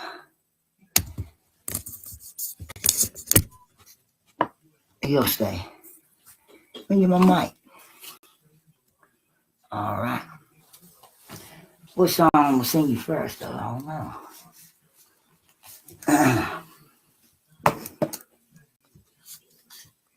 I can't see. No, I'm joking. I can see. Yeah, my eyes was a mess. How's everybody doing on Big O Live, Twitch TV, and YouTube? My name's Joker, by the way. I'm Josh's buddy. Okay. He told me while he's gone, I could get up and sing a couple songs for you in his place. So, it's me, fool. I'm just joking. It is Josh, you know what I mean? See, I got a mask too. I just don't wear mine much. You know what I mean? I prefer not to wear a mask. But sometimes I get crazy, you know. I want to feel like the rest of the world. I put my mask on. See how it feels to be somebody else. Which I love Joker. That ain't why I did it, you know. Not this time.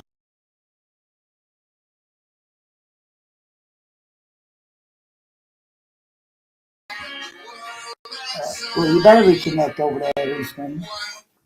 Let's see.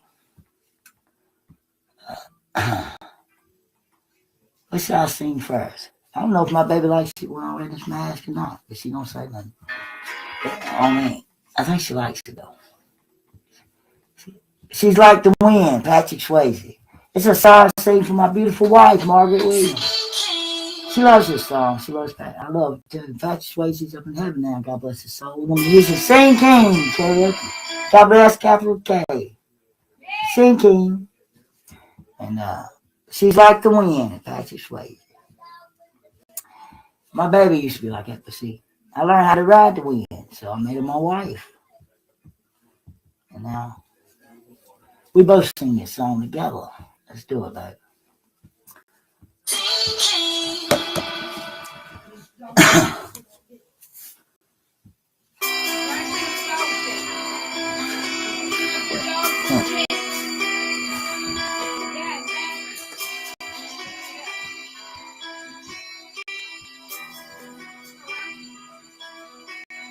She's like the wind through my tree.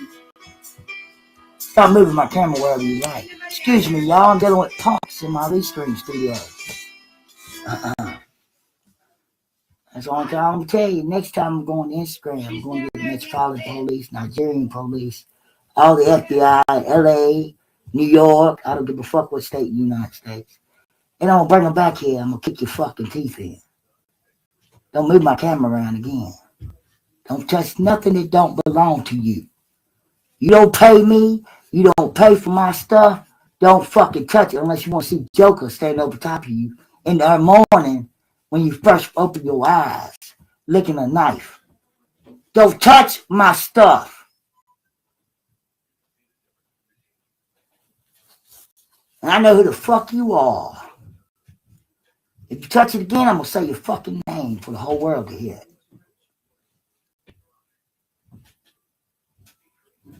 You don't believe I know your name? Try me.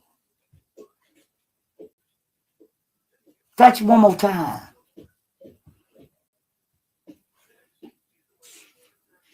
Don't touch it again, little lady.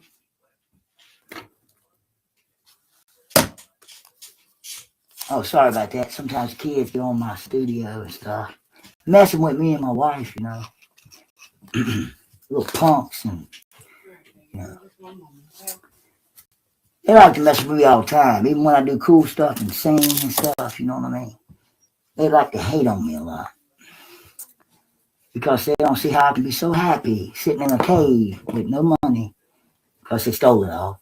And waiting on the love of my life to come get me for years. And I'm still just singing and carry on. They don't understand it. Because, see, they tried to kill me instead of love me. Shall I carry on or shall I finish singing a song? That's what I thought. Let's start it over since they interrupted us, by the way, because my wife loves this song, and I don't want, disrespect her like that. I'm going to sing it for her. Just like I like it too. I know y'all like it too. It's cool. And hell, let them hate while I demonstrate. You feel me? You know what I mean? I don't know why I'm getting ready to light. No, I got one in Astor. I can't smoke now. It's free. We're going to wait on the cigarette deal, though. Let me get my microphone. It's a broken mic, man. You know what this mic is? It's called the Mic of Destiny. You ever watched the movie Pick of Destiny? Well, this is the Mic of Destiny. See? The wire is supposed to be hooked up to a speaker somewhere. But somebody made it wireless, so I just want to just cut it on, use it like, It's called faith, man. It's a mic of faith. I believe it's a mic that works. And it works. What? Testing, mic test, one. You hear that? Watch, you don't hear it now. Glory to God, my Father. Let's do it. Here you go, Maisie Williams. She's like the wind. Oops. She's like the wind through my tree. She rides the night next to me. She leads me through moonlight, only to burn me with the sun. She's taking my heart, but she doesn't know what she's done. I feel her breath in my face, her body close to me. Can't look in her eyes, she's out of my league. Just a fool to believe I have anything she needs. She's like the wind. Joking can sing too. Not just Josh.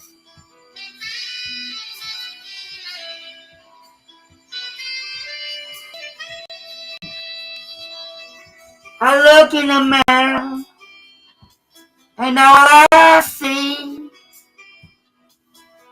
is a young old man with only a dream. Am I just fooling myself that she'll stop the pain? Living without her, I go insane.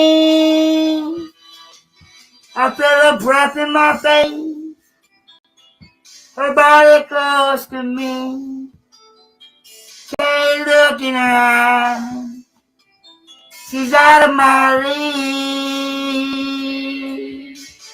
Just a fool to believe I have anything she needs. She's like the wind. Right, give me some dirt before I start. I feel your breath in my face, your body close to me. Can't look in your eyes, you're out of my league. Just a fool to believe she's like the wind. Just a fool to believe, just a fool to believe she's like the wind. Just a fool to believe, just a fool to believe she's like the wind. Just a fool to believe, just a fool to believe she's like the wind. Just a fool.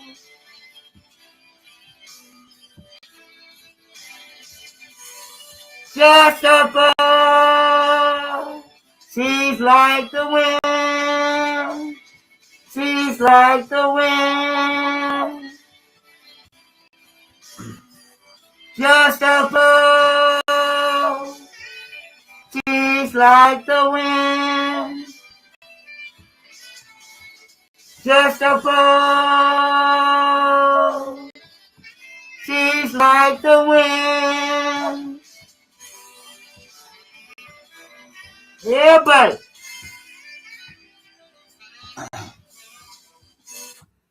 Yeah.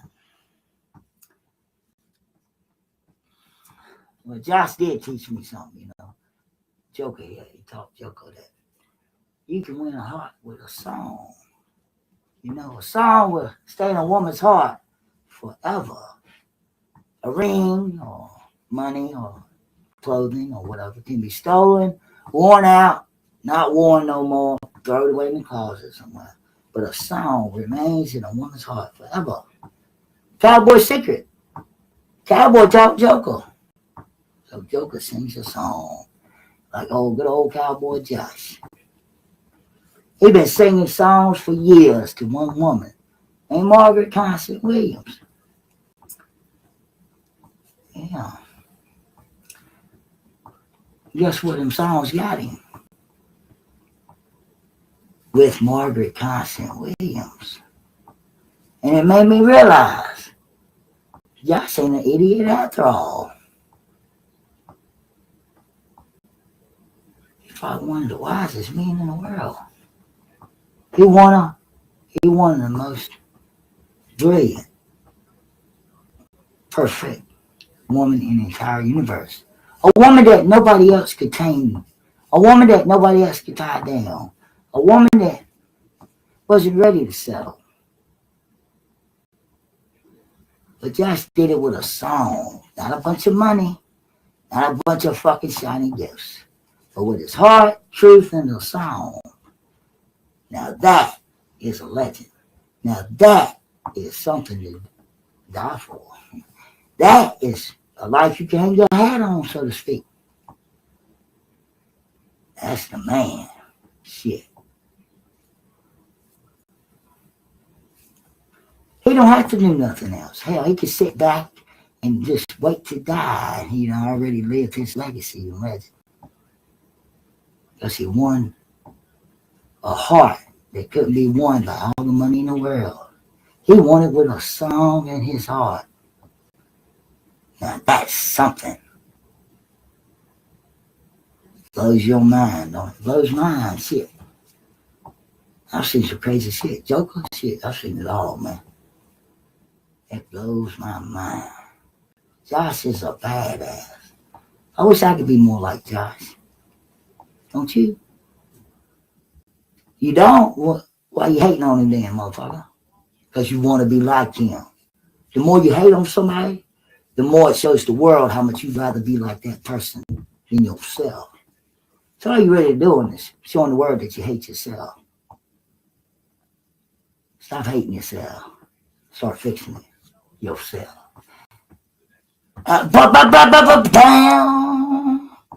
Oh shit, he told him. Tough audience. Damn. You know me. Ha ha. You got an eyeball problem, boy. You eyeballing me. Huh? You sure do got a pretty mouth, though. I bet you could suck a golf ball through a garden hose, couldn't you, son? Come on, tell me, Joker. Private Joker. Let's go. I'm thinking about Full Metal Jacket. Let's sing. All right, here we go, baby, before I get going on and on and on. Hey, baby. Which way? Which one you want? Always on my mind. Willie Nelson. Always on my mind. Definitely a song dedicated to my sweet, sweet wife, Margaret Constant Williams, because I am Josh / Joker at the moment. It's hard just to sing these songs. Think about how hard it is to sing them with a choking mask on, with barely no room to breathe. Run my mouth, smoke cigarettes, and keep singing. Well, let's keep on going. Always on my mind. Willie Nelson. That's what legends do, you don't know? Hate on. And I'll keep giving you stuff to hate. How about that? It shows how lazy you are when you're trying to make yourself better, buddy.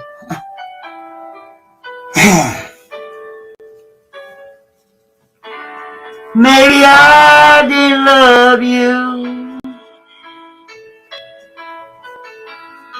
quite as often as I could have. Definitely dedicated to my wife, Maisie Williams. And maybe I didn't treat you. She stays on my mind and my heart.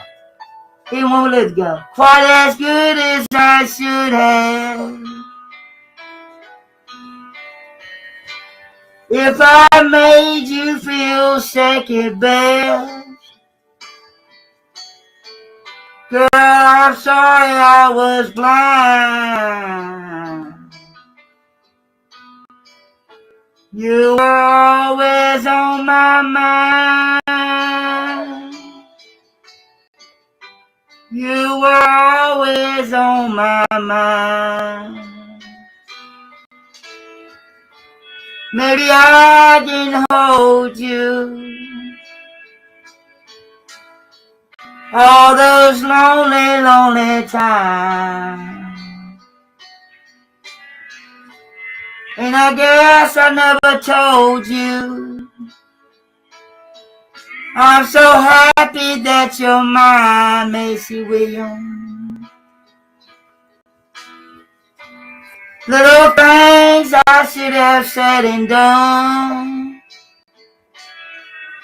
I just never took the time. You were always on my mind.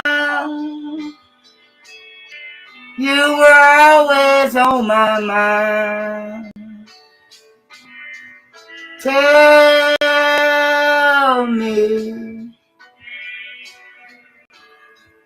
Tell me that your sweet love hasn't died.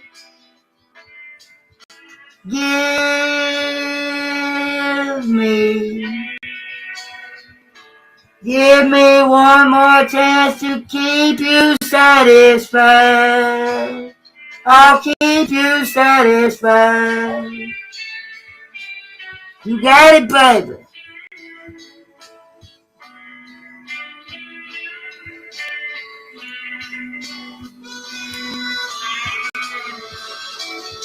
I love you, baby.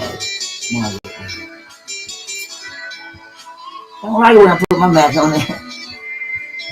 I got a cool mask. Little things I should have said and done, I just never took the time. But you were always on my mind. You were always on my mind. You were always on my mind. You were always on my mind.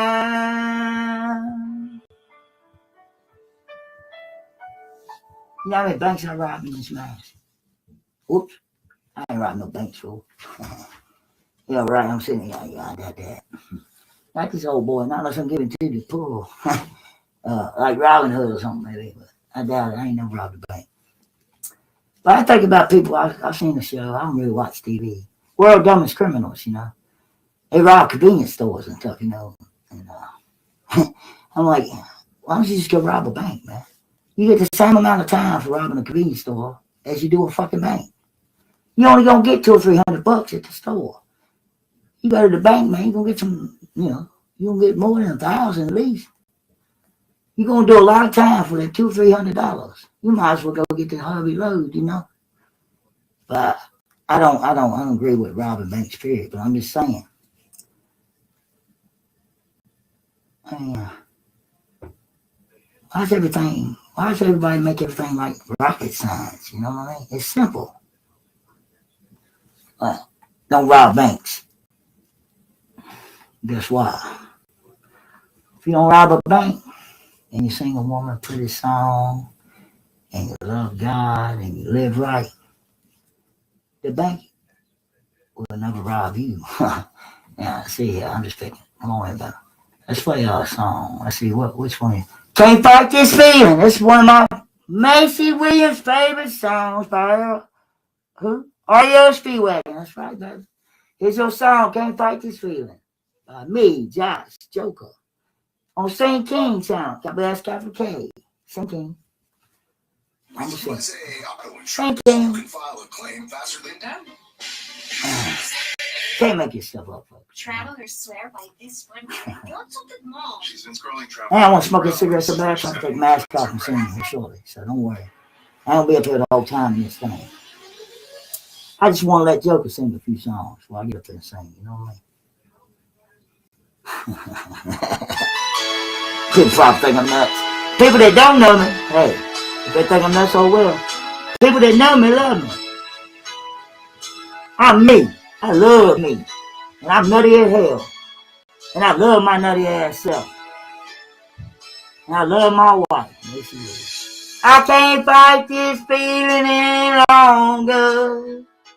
And yet I'm still afraid to let it flow. What started out as friendship has grown stronger. I only wish I had the strength to let it show.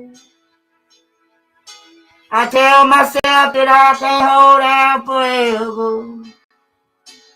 I said there's no reason for my fear. 'Cause I feel so secure when we're together. You give my life direction. You make everything so clear. And even as I wonder, I'm keeping you in sight. You're a candle in the window on a cold, dark winter's night. And I'm getting closer than I ever thought I might. And I can't fight this feeling anymore. I've forgotten what I started fighting for. It's time to bring this ship in the shore and throw away the oars forever. 'Cause I can't fight this feeling anymore. I've forgotten what I started fighting for. And if I have to crawl upon the floor, come crashing through your door, Macy, I can't fight this feeling anymore. Hey, buddy. Yeah.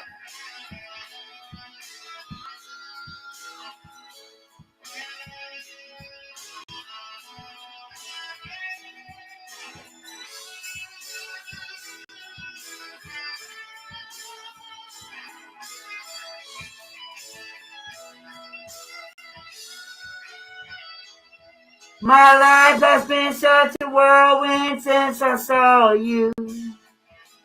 I've been running around in circles in my mind. And it always seems that I'm following you, girl. 'Cause you take me to the places that alone I never find. And even as I wander, I'm keeping you in sight. You're a candle in the window on a cold, dark winter's night. I'm getting closer than I ever thought I might.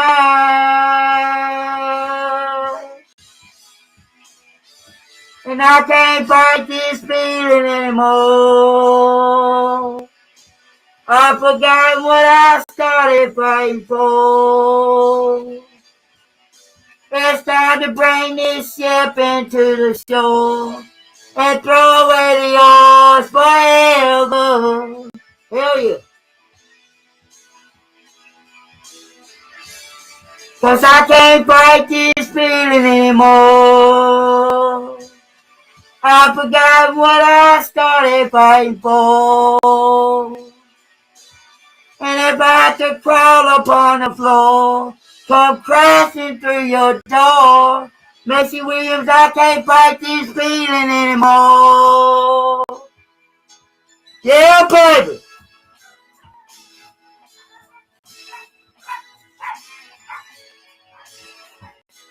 Chill on now. All right.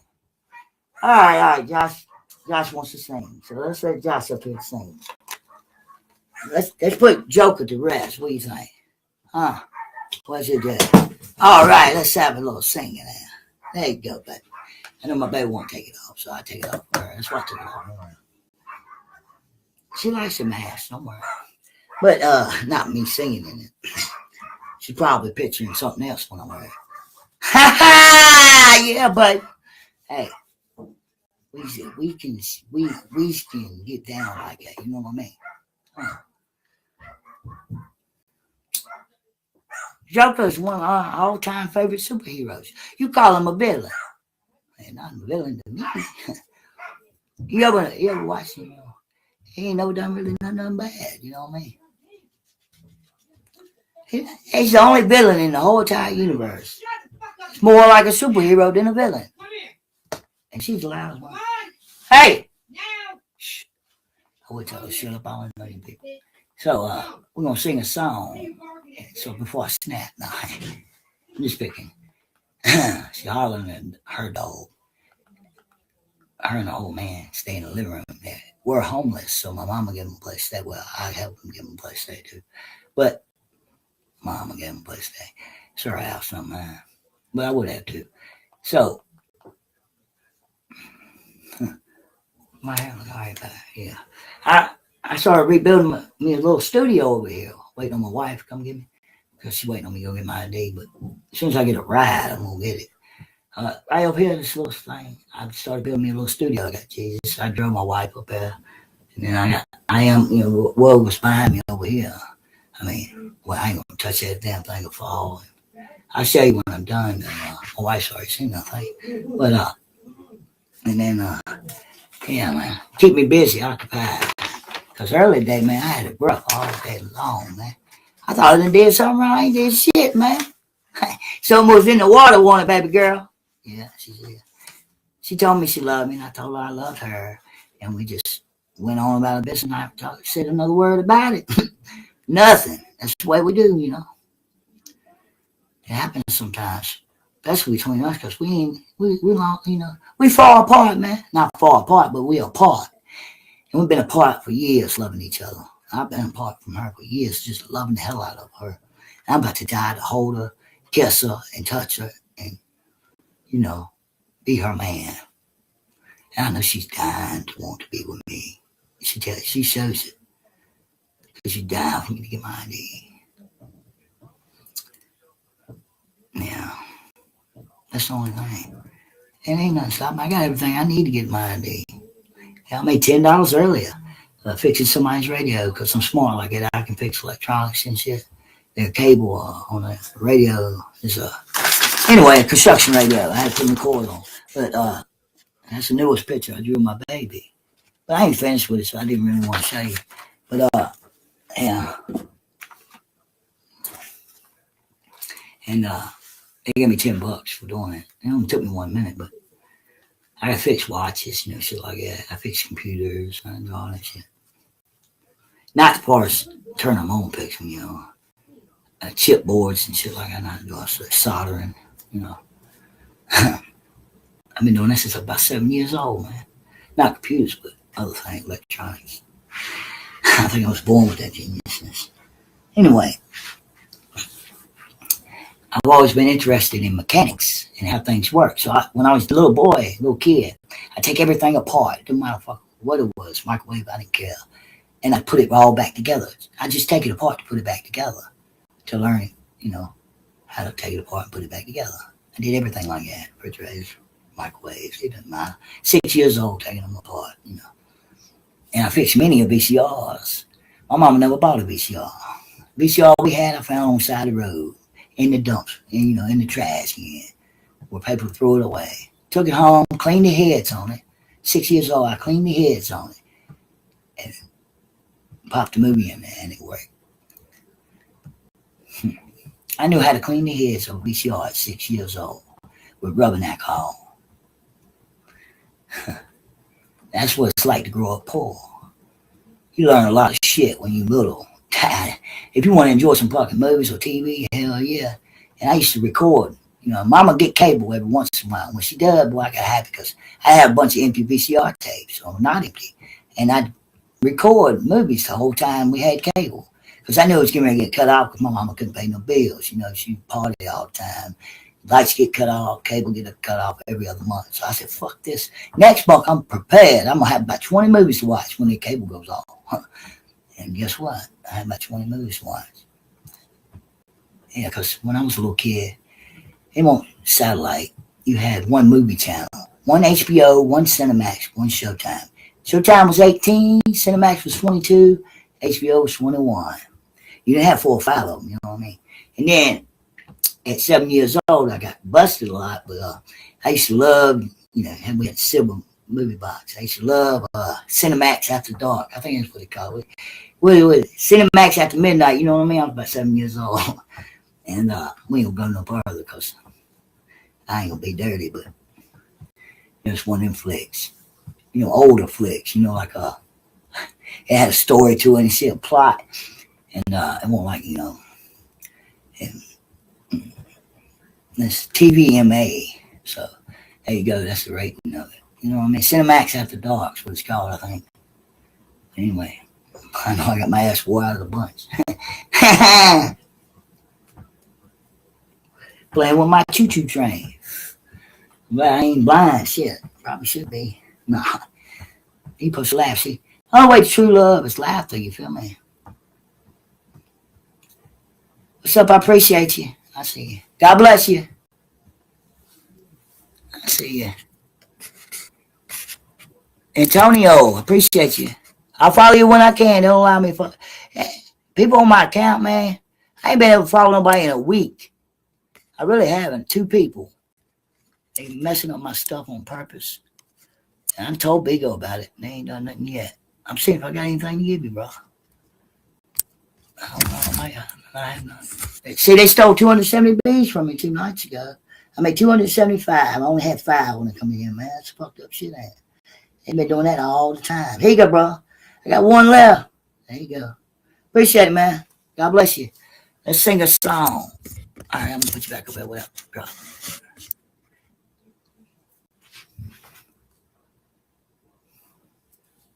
Let's see here.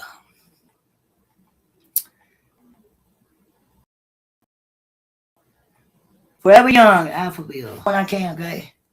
Since they fixed my account. I ain't telling you. I don't want to do that Forever Young. When I'm mad, I guess I leave it you out. Hello. Circle of Life by Elton John. Let's do it. By me, Carafon Karaoke. Cabaret Alpha Karaoke. Me and my wife, Maisie Williams, loves Elton John. I love Elton John. With my glasses. Let's see. Appreciate it, Antonio. God bless you, man. Oh, I'll pick my shit up.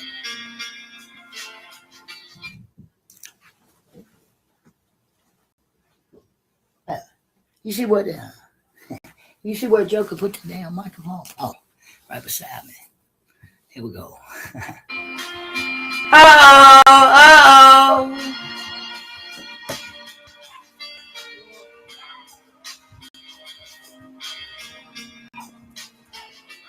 From the day we arrive on the planet and blink and step into the sun,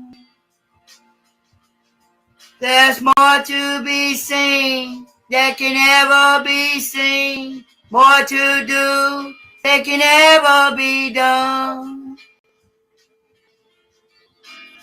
Some say eat or be eaten. Some say live or let live. But all are agreed as they join the stampede. You should never take more than you give. In the circle of life, it's the wheel of fortune. It's a leap of faith. It's the band of hope. Till we find our place on the path unwinding in the circle of life. Appreciate everybody on YouTube, Twitch TV, and Bigo Live. Some of us fall by the wayside. God bless you all. And some of us soar to the stars. And some of us sail through our trouble. And some have to live with the scars. There's far too much to take in here. More to find that can never be found. But the sun rolling high through the sapphire sky keeps great and small on the endless round. In a circle of life, it's the wheel of fortune. It's the leap of faith. It's the band of hope. Till we find our place on the path unwinding in the circle of life. It's the wheel of fortune. It's the leap of faith. It's the band of hope. Till we find our place on the path unwinding, yeah. In the circle of life.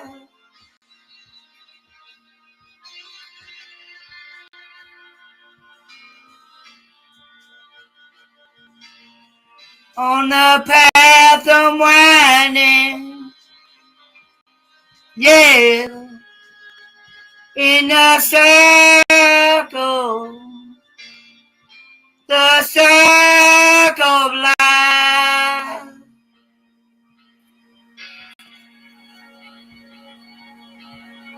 Hello, original Lion King. You know, when I was little. I'm 40 years old now. I've never seen the remake. I love the original. Everything original is always good, better.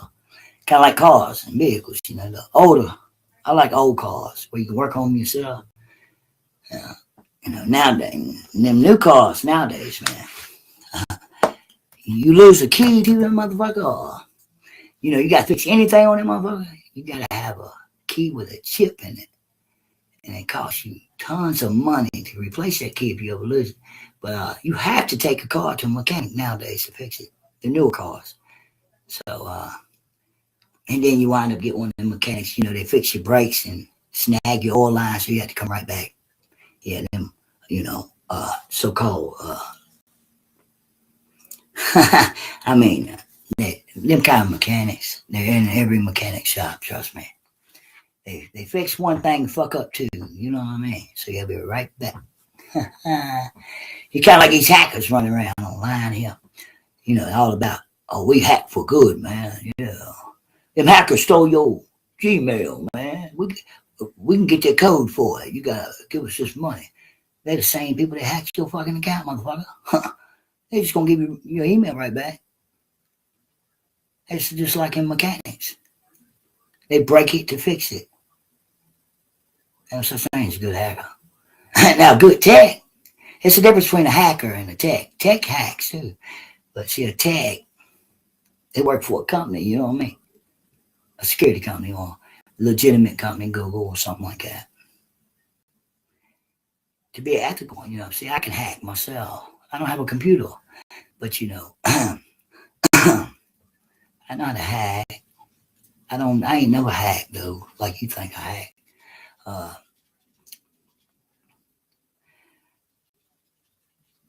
I don't know how to hack like these people hack, because I don't scam people. I don't steal people's information, and I don't touch people's stuff. But I know how to read computer codes. Numbers. I'm a numbers man myself. They used to call, you know, kind of like Rain Man. That's who I am. You know, what's that movie about? That's a beautiful movie. It's an older movie. I think it's called Rain Man.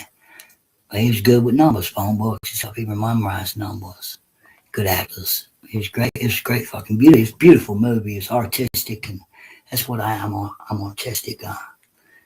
I'm a genius at math and science and fuck everything else, you know. Oh, I'm a genius at life too. Genius at life, math, science, and God, and how to love a woman, how to be a good daddy, and music. I'm a big music buff. I know everything about every song and all the words, about why they wrote the songs, you know. Fun facts you would never know nothing about. I can say right off the top of my head. You know what I mean? Mm-hmm. I've always been like that, you know. I only pertain certain things like music, it'll pertain it in my brain. Because that's all this is, a storage space up here. That's all the brain's good for. Really. Heart's what makes you smart, see. That's where you do all most of your thinking. People think they use their brain to think. Well, they fucked up. Because, no, you don't. That's just storage space. That's filing cabinets, man. That's where the devil hangs out, you feel me? Fucking up your filing cabinets. Not for me, though. We kicked that motherfucker out a long time ago. Now, but right here in your heart, you see with your heart, you hear with your heart, you speak with your heart. You're on your path to living like Jesus. Do everything with your heart. Once you learn how to do that, you're on that narrow path, okay? Let's sing this another song, baby. Yeah, I act like an asshole sometimes, but I'm never an asshole. No. I love everyone. If I didn't, these motherfuckers would be arrested already. A long time ago. Or I would have changed my password to my internet. Kicked them off. You ever thought about that? Yeah. I even keep my enemies close. And I love them more than anybody else in the world. Because there's no reward in loving people that love you all day, every day. You got to love your neighbors, even the strangers, even your enemies, more. Where's the reward in loving somebody that already loves you all the time? Exactly. Love everyone. I could stop loving right now, everybody, even myself, and die 30 years from now, still go to heaven with all the love I gave. I got through. I mean, that's how you build rewards in heaven. Wow. You'd be amazed. You think this is something. I've been loving like that all my life. What's love got to do with it? Got to do with it? What's love? Just a second-hand emotion. Tina Turner, I ain't singing. I'm trying to. Oh, yeah, let's do that one, baby. I love this Elton John song. Can you feel the love tonight? Hell yeah. Even I think even my brother, Peyton Parrish, sings this song. My Viking brother. Yeah, he does. That's why I sing too. But if you didn't know it, my beautiful wife, Maisie Williams, Sing her ass off. Perfection to the T. Make me look like a chump over here. But guess what? She's all mine, sucker. Ha, ha, ha, ha, ha.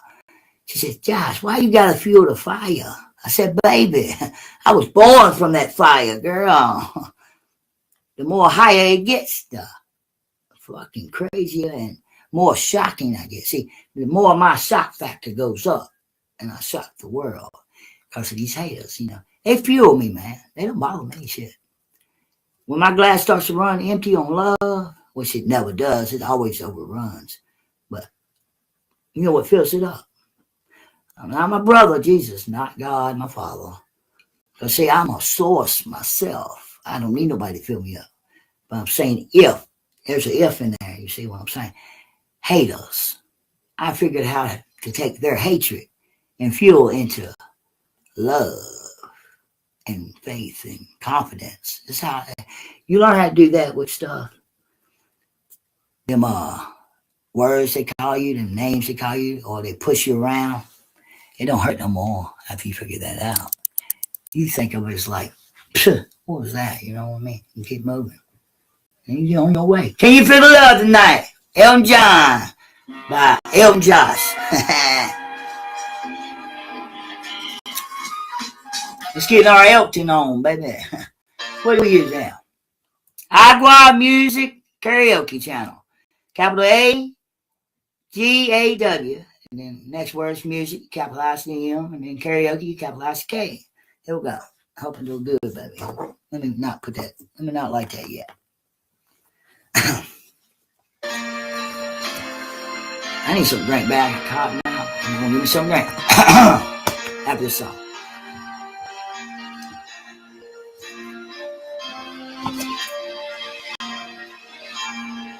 There's a calm surrender to the rush of day, when the heat of a rolling wind can be turned away. An enchanted moment, and it sees me through. It's enough for this restless warrior just to be with you. And can you feel the love tonight? It is where we are. It's enough for this wild wanderer that we got this far. And can you feel the love tonight? How it's laid to rest. It's enough to make kings and vagabonds believe the very best.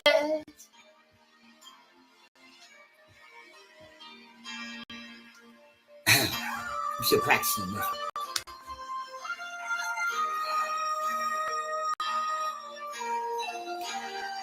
I practice like this. This is how I practice in front of y'all. I don't go secretly practice. There's a time for everyone if they only learn that your twisting careless gold moves us all in turn. There's a rhyme and reason to the wild outdoors when the heart of this star-crossed Voyager beats in time with yours. And can you feel the love tonight? It is where we are. It's enough for this wide-eyed wanderer that we got this far. And can you feel be loved tonight. How it's laid to rest.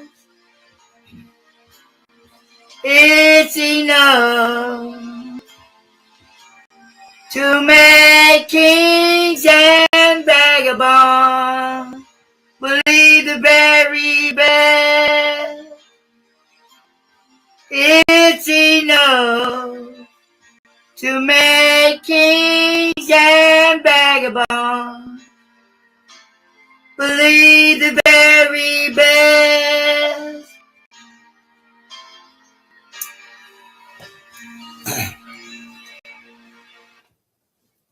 Welcome there, Antonio. All right, told you well. Welcome, God bless everybody on Bigo Live. Appreciate all the love and support. Love you, Margaret Williams. Welcome everybody on YouTube. God bless you all. Welcome everybody on Twitch TV. Sorry. I ate me some of these here chips and it gives me heartburn. Everything gives me heartburn. These are good, man. These ain't chips. These fries. You know, fries. Chesters. They're ranch. You know what I mean? Like fries. That's what they look like. They chip stuff. I love these things, man. My cousin brings like boxes of them. She got good friends who work at Tate Chip. And they give her boxes of them instead of throwing them away. See, Tate Chip company, they throw chips away all the time. They're still in good shape, still in good taste. I don't know why, but they do. So they give them to her, and she gives me a bunch of them. I got a bunch of chips in there and in here, boxes everywhere. She does it every month or so. And so I live on chips. No, I'm joking. But yeah, that's a true story. But them things right there, I mean, I love them. I love anything with ranch. I don't eat ketchup. I don't eat steak sauce. I don't eat no sauces, no mustard, no nothing. The only thing I want is ranch. French fries, ranch. Steak, ranch. Everything I put ranch on. And sometimes everything cheese. Everything's good with cheese and ranch and bacon bits. I don't eat bacon. But I used to bacon bits. That was good. Cheese fries with bacon bits with ranch. Man, shut the hell up. Get the hell out of here. You know what I mean? That's good stuff, man. Especially when you drink. And I'm an alcoholic. I quit drinking 8 years ago, though. That was my favorite meal every day. Well, every night at the bar. I get drunk, then I eat me a big order of cheese fries with bacon bits on it with a bunch of ranch. Boy, my God. That's good shit, man. It won't like you in the long run, though. But I quit drinking 8 years ago. I'm a whiskey drinker. Never drank beer. If I ever drunk a beer, it'd be Bud Light. And I rarely drunk a beer. I always had Evan Williams or some, yeah, pretty much Evan Williams. I like Evan Williams. Jim Beam, whiskey, dark, no vodka. Okay. You give me vodka, I'm gonna kill everybody. You give me whiskey, dark like Jim, I'm a happy person. I don't know what it is about white liquor, but and I grew up around moonshine, so I never chased it. Unless I chasing with moonshine. Let's see what we're gonna sing. Let's see. All night long, all night. How's that? You want to do this one now? Every song I sing ain't dedicated to my wife. Did I I already said that? If I did, I'm gonna tell you now. Don't Cry, Guns N' Roses. It's not dedicated to my wife. I just love singing. Okay, don't get wrong out there. She loves hearing me sing all these different songs. She knows they're not hers. But see, the world don't know that. Especially the ones that like to hang out with my stuff and try to manipulate people and shit. They like to do that. So that's why I have to do stuff like that. Say that ahead of time. This one ain't dedicated to my wife. I just like Guns N' Roses. She knows sing it hell of it. So here we go, baby. Here we go, world. Let's go. What time we go?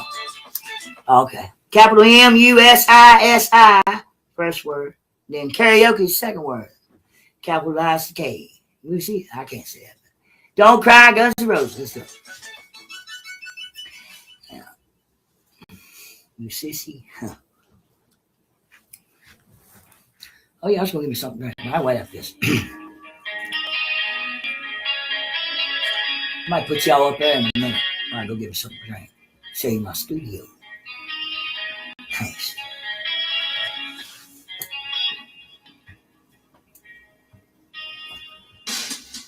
Talk to me softly, there's something in your eyes. Don't hang your head in sorrow, and please don't cry. I know how you feel inside. I've been there before. Something's changing inside you, and don't you know? Don't you cry tonight, I still love you, baby. Don't you cry tonight. Don't you cry tonight, there's a heaven above you, baby. And don't you cry tonight.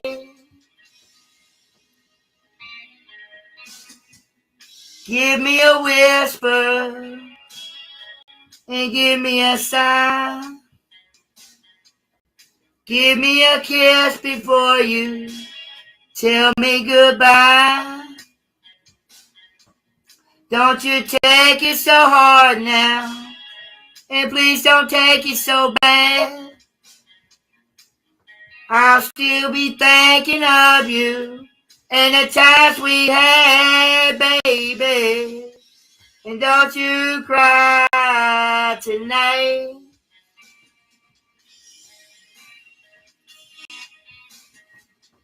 And don't you cry tonight.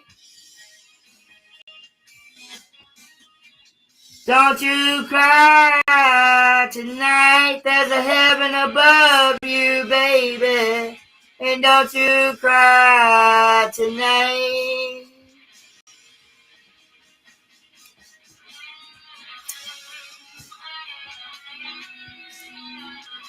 Oh, I feel like I'm crying right now. Yeah, I cry myself. You tell me not to cry tonight. Ain't gonna make me cry.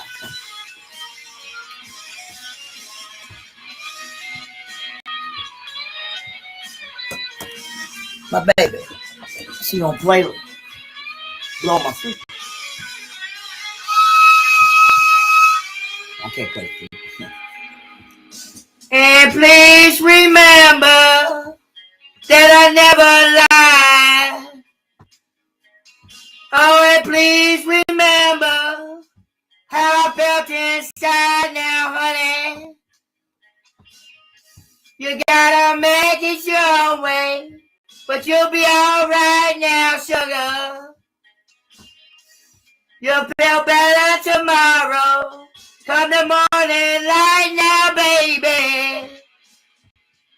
And don't you cry tonight. And don't you cry tonight. And don't you cry tonight. There's a heaven above you, baby. And don't you cry. Don't you ever cry, cry, cry. Don't you cry tonight. Baby, maybe someday. Don't you cry. Don't you ever cry, cry, cry. Don't you cry tonight.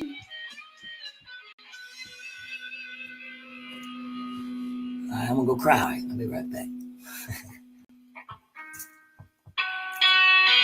That ain't a shocker now. I ain't gonna sing it tonight, but I might sing it later. I don't know. I ain't gonna speak and put my mouth say I am, because that's a hard fucking song to sing. But I sang it myself. I mean, actually hit it. You know, Welcome to the Jungle. Try singing that song. That'll put hair on your chest. Of course, they still ain't putting none on mine, but you know, I'm not that hairy. I never had a hair problem, but I do got a little patch in the middle and a little happy trail. That's about all the hair I got up there. Now, my ass ain't hairy, my back ain't hairy.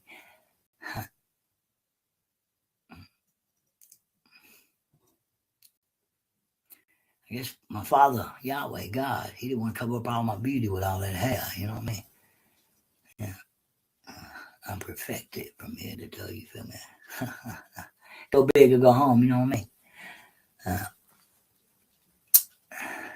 This is my actual body. This ain't a rental, you know what I'm saying? They don't call me 3-leg for nothing. I'm joking. That's a joke. See, I had you going though, didn't I? That ain't me talking, by the way. That man got his own zip code, you know what I mean? I see he's his home man. I'm scared of him myself. I don't fuck with him. He stay down there, I stay up here. We get along just fine, you feel me?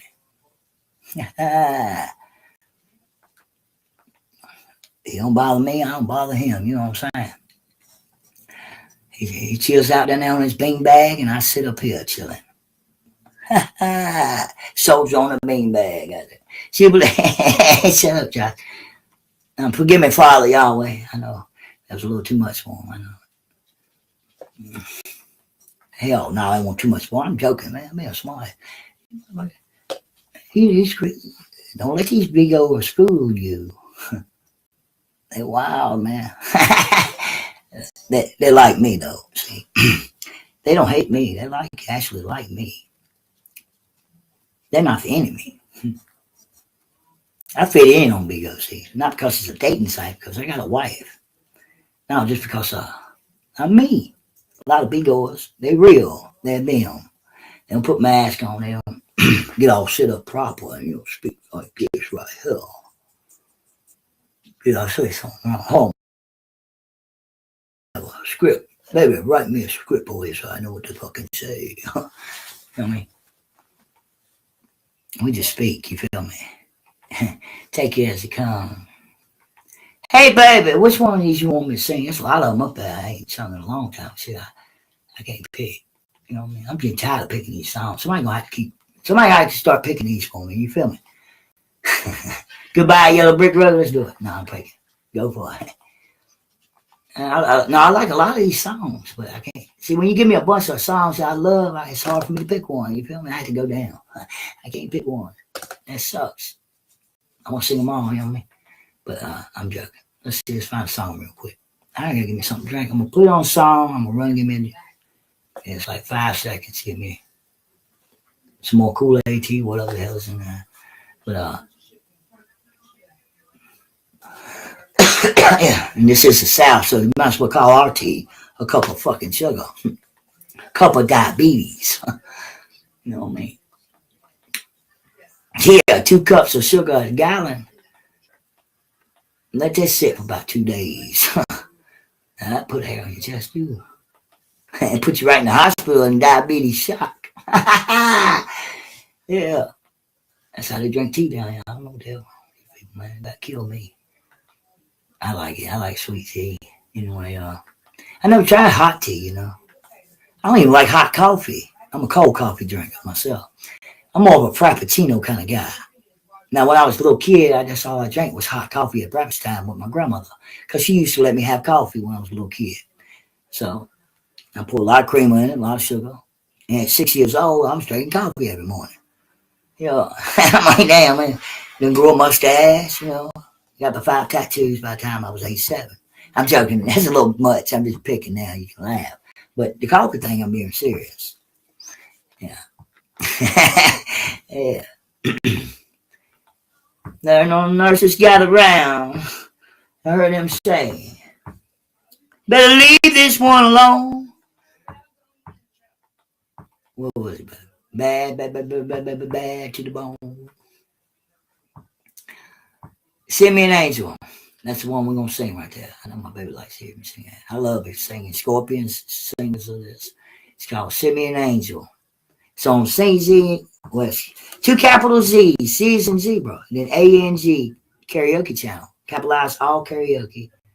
All letters of karaoke. And you got that channel, all right? CZANG. Capitalize 2 Z's in the first word. And you capitalize all letters in karaoke. And you got the channel. Scorpion, Send Me an Angel. Kool-Aid. Lay's fake crisps are oven baked. Well, I guess watch it. Delicious olive oil. With Stamps.com, you can print stamps and shipping labels. Whenever, wherever. Get the flexibility you need to run your business.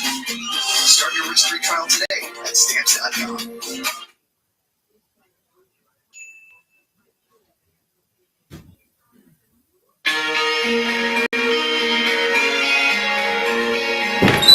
Let me Hey, we don't have that shit, man. All right, y'all. We're gonna take a field trip. What do you think about that? You don't like field trips? Oh well. Josh loves field trips. I skip all year until the day of the field trip when I go to school.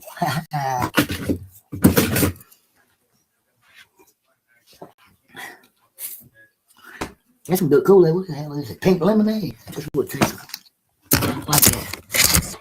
Oh shit, I forgot the phone was sitting up at mine. About fucked up. Hey, bring it over here. Yeah, my studio, man. It's $1 million studio. I'm not exaggerating. It only costs $500,000 to build this little studio. I wish. Come here. You think I take $500,000 to build a little studio in this piece of crap house? You're crazy as hell. Now, see, I'm going to show you on this camera because you can't really see on that one. And I've been working on it, you know what I mean? I got shelves. I even got the phone where I'm, hook it up. I got a little TV up there. My big TV's up there. I got all kinds of TVs. Anyway, I put Jimi Hendrix up here. I got my brother Jesus. I am who I am. And my wife right here on that shelf right here. And Rockwell painting book. That damn book kill you if I hit you in the head with it. But anyway, that's a computer desk that I'm making a studio. That's all I want to say. I'm trying not to blind you with that light, but But anyway, Chromebook, But I'm gonna stand up over here, I reckon. Hey, flip it same. Flip it, man. I'll put it up on my kickstand, What do you get saying? What do you think of that? Probably suck. I know. Get your earplugs out. You don't like it. I'm joking, but anyway, we got the phone thing right here. So.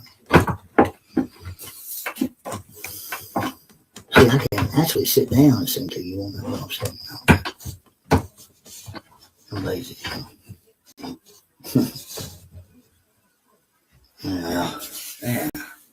Yeah, but fine. See, but be opposite. Anyway, I see me now. You don't. Now I'll put you up over here. Hell, I can stick you up over here. Hell, even I can unplug you. Hell, you wouldn't never die. Hey, right here. Now y'all both over here. How about that? I'm gonna leave you. Now, Juice WRLD shirt. That's me and my Margaret Williams up at top. I drew on everything, My brother Jesus, all everywhere. Let's sing, man. Let's do it. Send Me an Angel. Scorpions by Josh. And believe it or not, I was raised by bikers. My family were bikers. It ain't really a game, but I guess y'all call it a game. Scorpions, actually. My great uncle, where I live, started the Scorpions MC here. Okay, they're dead. My uncle's dead now. They're in other parts of the United States. Scorpions MC. They raised me. Well, I've never been a part of it, but I am because it's my family. You feel me? They tried. They wanted me to join and be vice president a long time ago. I never joined it. My brother did. He's gone now. But anyway, even though I didn't never join it, if anything ever happened to me, or somebody messed with me or something, I didn't tell them, but they found out about it. They treat me just like any other biker member. Because my uncle started it. He was the president until he died, and another president took over, which I think he about did himself. He got throat cancer or whatever. Anyway, and which they're not really a gang, like Hell's Angels or nothing. They do toy runs every year for little children to have Christmas. They still do that here, and they do it in Michigan. I know all the Michigan Scorpions. I know all the Texas Scorpions. I met them all. And that's it. My baby seen my pictures. Me and my brother in one picture with black shirts and blue jeans. Gigging the camera. That's what Scorpions wear, black and blue. And we was at Highlanders, the bar. And that was actually a night where the Michigan Scorpions in Texas was actually in Danville. And we was all together at one club. I forgot what it was for, but probably a bike run. Anyway, And I just want to explain that. People wonder why I got that picture of me and my brother gigging. And I sold my bike when he died because it reminded me of him. I couldn't ride no more because the only time I ever rode was when my brother was riding with me. And I couldn't get on one because it reminds me of my brother. And he was crazy, wild biker. But he was a good guy. He was more crazy than I was, imagine that. He was more like a man don't cry kind of guy. You know what I mean? More like punch me in the face if you saw me crying. You feel me? He was more like pour whiskey on my grave. That was his song. But actually, he meant it. I poured it on his grave. Yeah. All right, let's sing a song. Send me before I start crying about my brother. Send me an angel. Originally by Scorpions. I'm saying karaoke. Let's do it.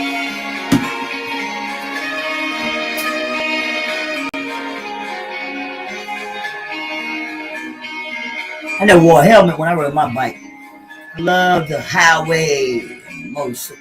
Harley Davidson, man. He's called me Jax. Wise man said, just walk this way to the dawn of the light. Wind will blow into your face as the years pass you by. Hear this voice from deep inside. It's the call of your heart. Close your eyes and you will find passage out of the dark. Here I am. Will you send me an angel? Here I am. In the land of the morning star.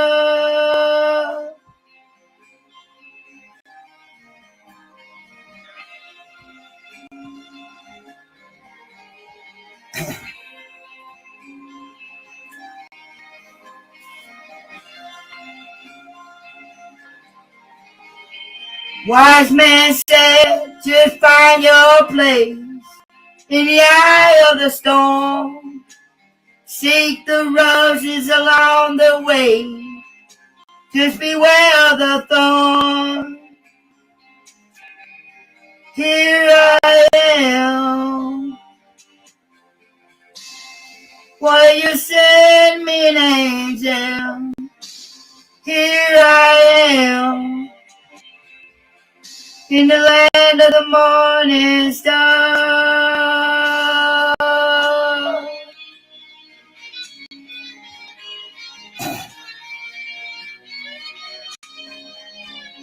Interlude. Interlude or interlude?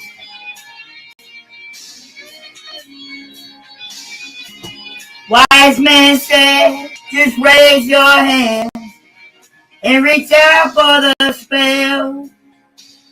Find a door to the promised land. Just believe in yourself. Hear this voice from deep inside. It's the call of your heart. Close your eyes and you will find the way out of the dark. Here I am. Will you send me an angel? Here I am. In the land of the morning star. Will you send me an angel? Here I am. In the land of the morning star. Will you send me an angel? Here I am. In in the land of the morning star.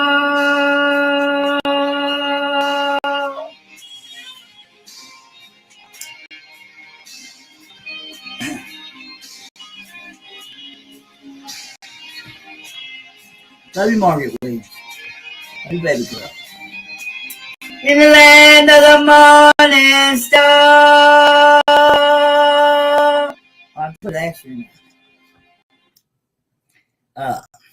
God bless everybody on YouTube, Twitch TV, and We Go Live. I'm a host of Roy AC on We Go Live, by the way, everybody. And also, just got monetized on Twitch. So it's pretty good. Yeah, I'm able to get bits and people subscribe to me and stuff. Which I'm also monetized on I can't get my old TikTok. I was monetized on that, but I got a new TikTok. But we're getting there. Almost there on that one. But I am monetized on Instagram. And I had a 7-year contract on Big O Live, Roy's agency. So, which reminds me, I found some old login information for Discord that I wrote down a long time ago for my agency, Roy's agency. And it's my login. I need to fix that up because that's how I talk to, So I'll probably do that soon.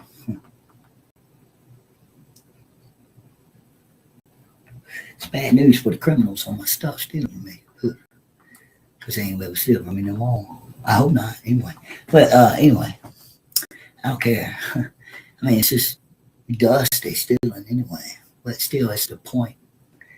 8 years of me, doing what I do, even though I do it at the kindness of my heart and I love doing it, I still like to make a living off of it, I am a man, you know what I mean?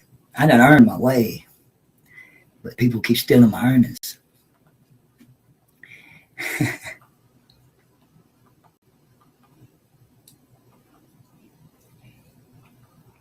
Now, and they're rich. I mean, come on, I ain't gonna steal while you already rich. I'm a poor man, ain't got shit. You gotta be a sorry motherfucker, you know what I'm saying? Addicted, Will Dempsey. This song is not dedicated to my wife, Maisie Williams. We just love this song. It's a badass song. I am addicted to her, but not in the sense that she ain't no good for me. She damn good for me. I'm damn good for her. And I can't wait to prove it to her. And I'm not going to say no more because certain things ain't meant to be said in front of people.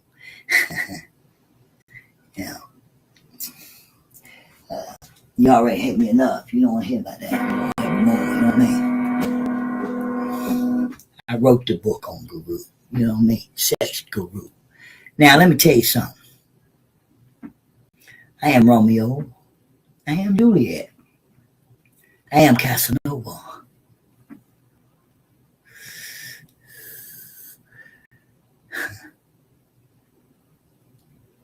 When we do get to our house that we live together, the neighborhood's going to think the zoo moved into the neighborhood every night, every day.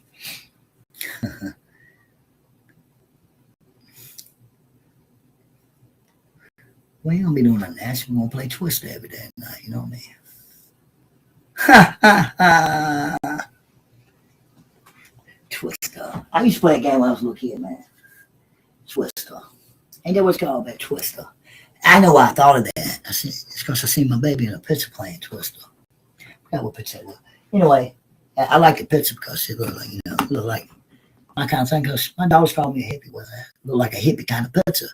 And it had Twister, and my baby was playing Twister in it.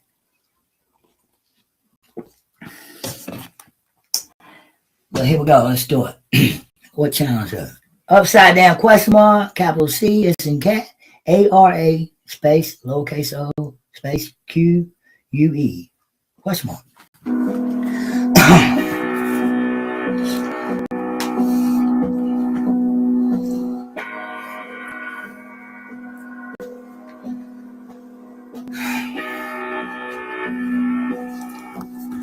There's so much I want to say, but the words just float away with the wind. Lord, Lord knows I wish you stayed, but in the morning you'll be gone again. So I lie awake, afraid of the rising sun. 'Cause I don't wanna face that shame when the daylight comes. 'Cause you're that habit I can't break, that thing I can't get off my brain. And ever since I got a taste, I ain't never been the same. I'm conflicted, I'm a mess, girl, you got me torn in two.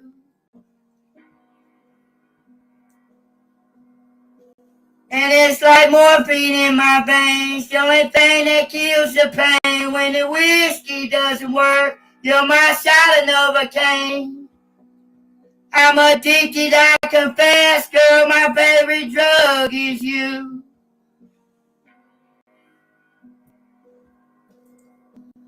And I don't know why I always taste this high with you. Yeah, I'd stop it if I could, 'cause I know you ain't no good for me.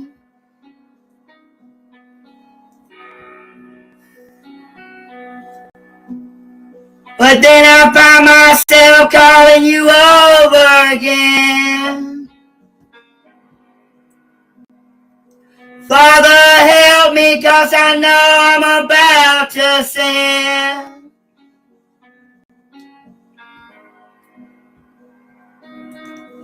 'Cause you're that habit I can't break, that thing I can't get off my brain. And ever since I got a taste, I ain't never been the same. I'm conflicted, I'm a mess, girl, you got me torn in two.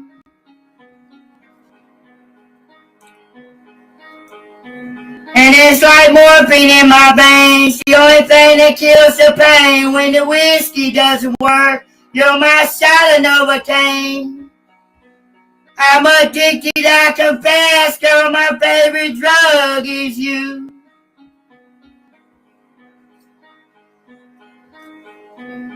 And it don't matter my conviction, I'm a slave to this addiction. The only cure for this affliction is a little bit of friction, hey.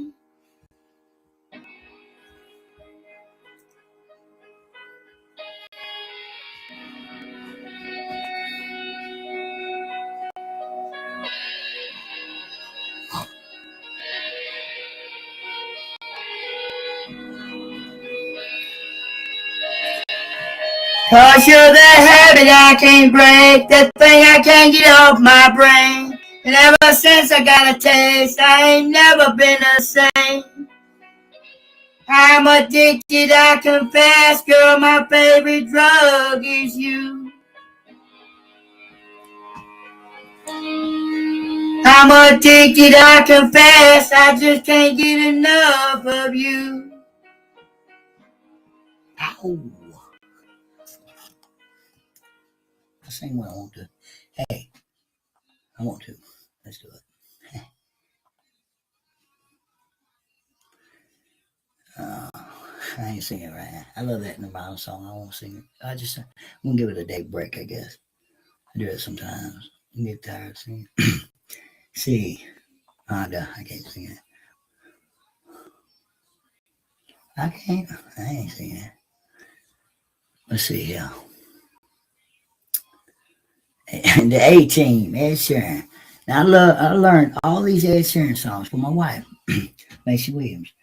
That's one of her favorite artists is Ed Sheeran. The other one's Lady Gaga. She got a couple more. Ed Sheeran, I learned all them songs from my wife. And this one's called the A-Team.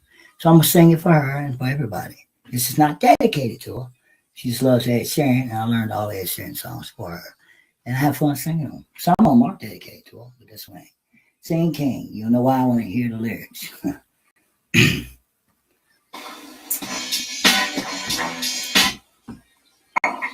How do I communicate better with my mom? Just listen. Don't talk. Most women, you just got to listen. Pretty much. They do all the talking and filming.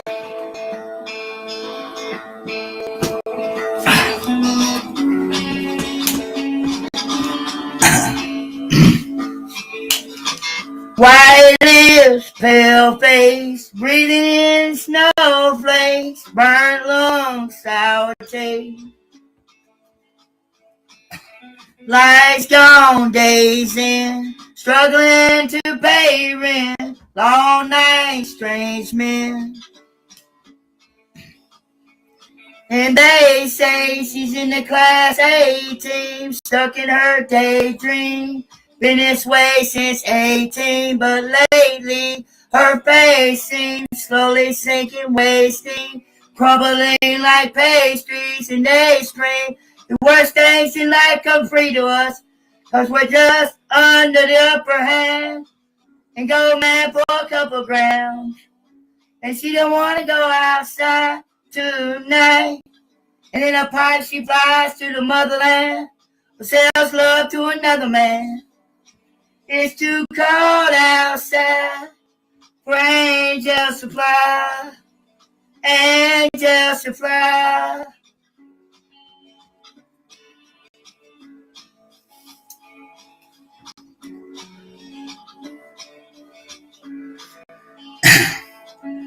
Rib gloves, raincoat, try to swim and stay afloat, dry house with clothes. Loose change, banknotes, weary-eyed, dry throat, call girl, no phone. And they say she's in the class A team, stuck in her daydream. Been this way since 18, but lately her face seems slowly sinking, wasting, crumbling like pastries.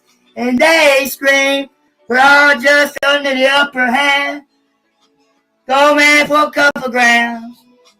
And she don't want to go outside tonight. I missed a little part of that. And in a pipe she flies to the motherland and sells love to another man. It's too cold outside for angels to fly, for angels to fly. An angel will die, covered in white, closed eye, and hoping for a better life this time. We'll fade out tonight, straight down the line.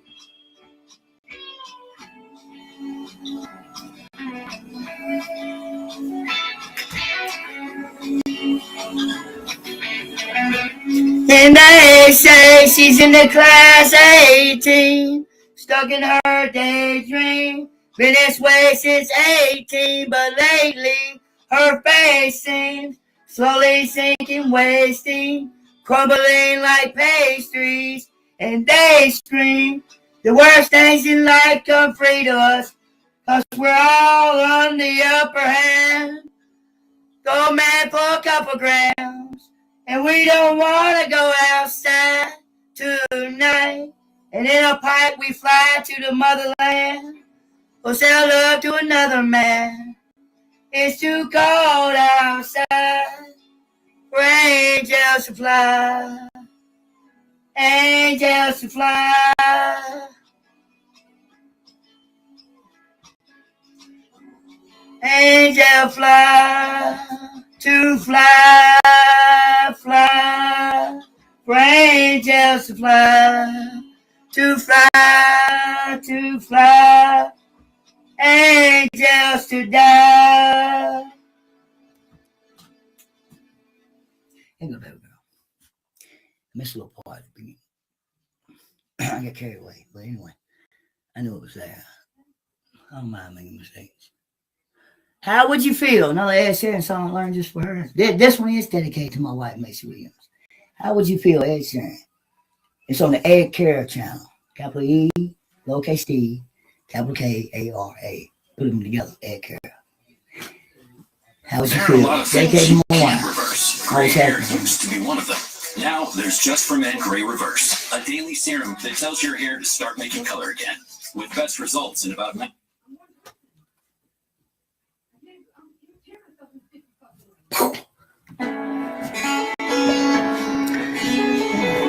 Where's the light coming on?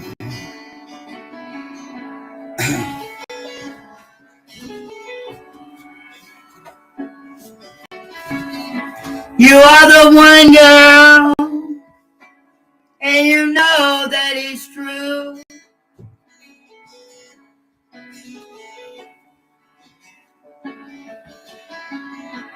I'm feeling younger every time that I'm alone with you.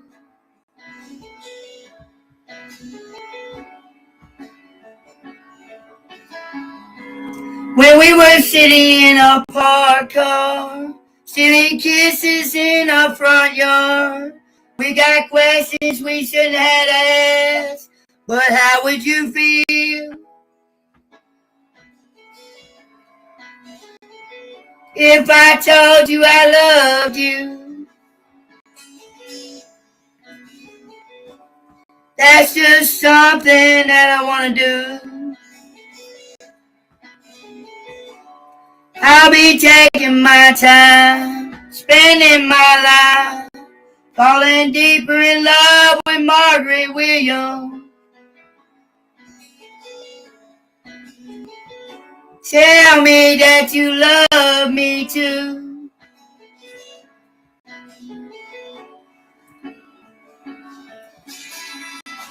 Oh, in the summer, as the lilacs bloom,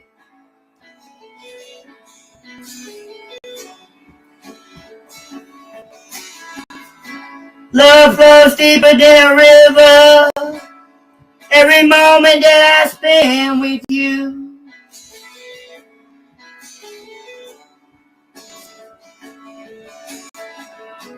When we were set upon our best friend's roof, I had both of my arms around you, watching the sunrise replace the moon, yeah. How would you feel if I told you I loved you? That's just something that I want to do. I'll be taking my time, spending my life, falling deeper in love with Maisie Williams. Tell me that you love me too.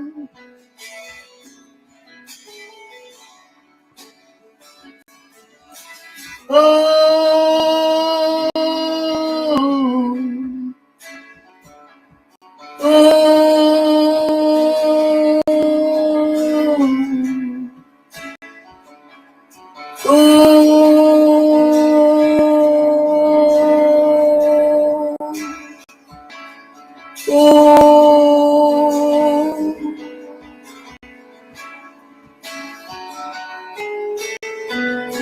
when we were sitting in a parked car, stealing kisses in the front yard, we got questions we shouldn't have asked. Well, how would you feel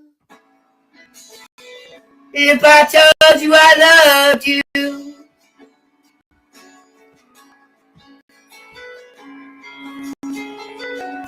It's just something that I want to do. I'll be taking my time, spending my life, falling deeper in love with Margaret Constant Williams.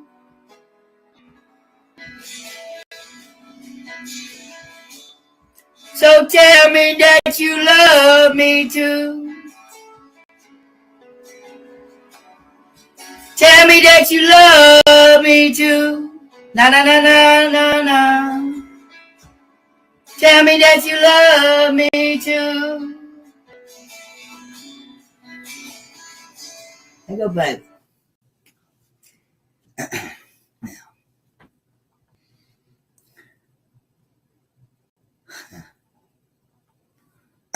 Nothing compares to you. Written by Sinead O'Connell, which is in heaven now. God bless her beautiful soul. This version I use is by Chris Cornell. And this is definitely dedicated to my wife, Maisie Williams. Always has been. Now, the reason why I say that, because it pertains to the fact that nothing in this whole entire existence compares to my wife, Maisie Williams. And that's why I dedicated it to her and sing it to her. We're together, but nothing compares to her. So it's her song from me. Everybody gets a different meaning from every song. Believe it or not, neither one of us get the same meaning from the same song. We listen to the same song. Nobody in this world. That's the beauty of music. Like you laugh at one part in a movie, well, another person will laugh at the same part in that movie. Well, music's different than TV. Music is life. Life is a song. It's not a game, it's a song. Wise man said that. If I bring it up once. But yeah, it's true. Here you go, baby. What channel is that? Did I say channel? No. Mr. Mechanics. M-I-S-T-E-R. And then the second, the last name. M-E-K-A-N-I-X. I'll locate slow. Subscribe for free. Chris, come here. Not to mess you.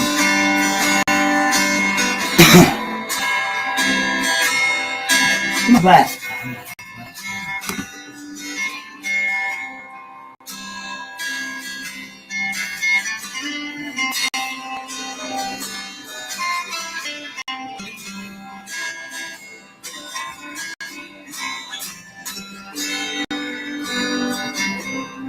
It's been 7 hours and 15 days since you took your love away.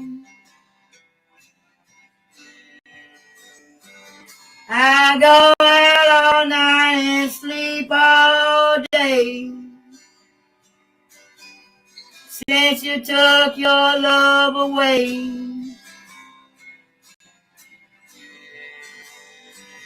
Since you've been gone, I can do whatever I want.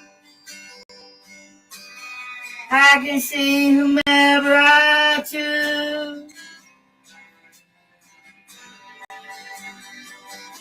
I can eat my dinner in a fancy restaurant. But nothing can take away these blues. 'Cause nothing compares to Maisie Williams. It's been so lonely without you here, like a bird without a song. Nothing can stop these lonely tears from falling. Tell me, where did I go wrong?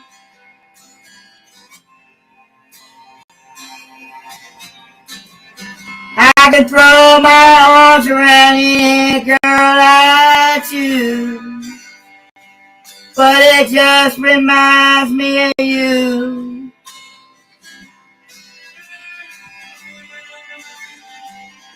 I went to the doctor and guess what he told me? He said, boy, you better try to have fun no matter what you do. But he's a fool, 'cause nothing compares to Margaret Williams.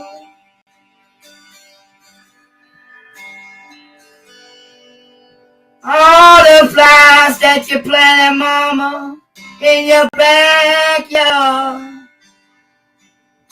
all died when you went away.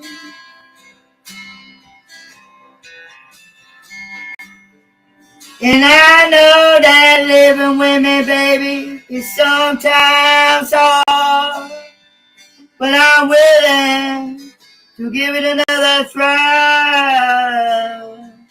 'Cause nothing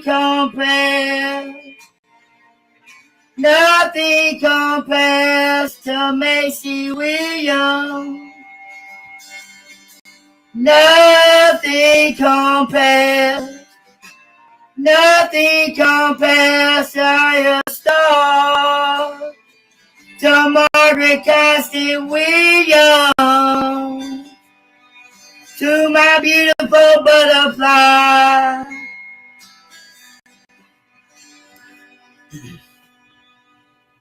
Every now and then, Casanova sneak through, you know what I mean? Love you, baby.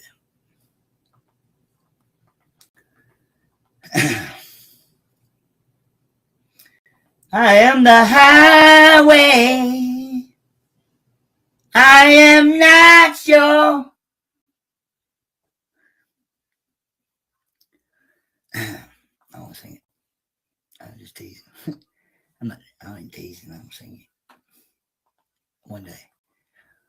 I like Audio Slave. It's a good band. That's him. Here we go. I'm going to do this right here because my baby loves the song. I do too. It's not dedicated to my wife, though. It's by Sam Smith. It's called Stay With Me. And we're using Ed Kara channel for it. So, capital E, lowercase d, capital K, A-R-A channel. Put it together. You know what I mean? It's not dedicated to my wife. Sonic But she likes $6 to sing. All-American Smasher You Meal. will too. Great burger, even great.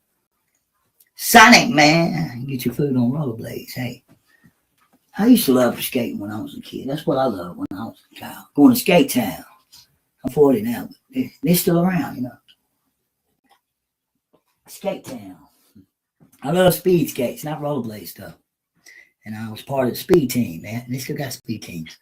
You know, race and stuff. Appreciate it, Jay, man. Welcome, brother. God bless you, man. I appreciate it. Good man.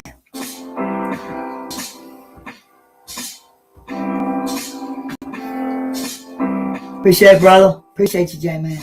Guess it's true, I'm not good at one night stands, but I still need love cause I'm just a man. These nights never seem to go to plan.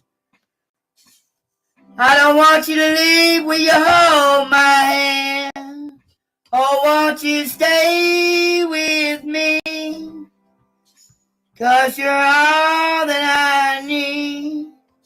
It's next time, brother. I ain't got nothing right now. This ain't love, is clear to see. Jay, man. Appreciate you, brother. But darling, stay with me. Why am I so emotional? No, it's not a good look, gain some self-control. And deep down I know this never works. But you can lay with me so it doesn't hurt. Oh, won't you stay with me? Cause you're all I need. This ain't love, it's clear to see. But darling, stay with me. Oh, Appreciate you, man.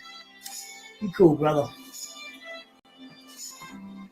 Like I said, man, you hold it in, you know. You hold in all that gas, you're going to explode, motherfucker. Don't be too stuck up to fart. You feel me? oh, won't you stay with me? Cause you're all I need. This ain't love, it's clear to see. Oh, darling, stay with me. Oh, won't you stay with me? Cause you're all I need. Appreciate it. Hey, man, love you, brother. This ain't love, it's clear to see. But darling, stay with me.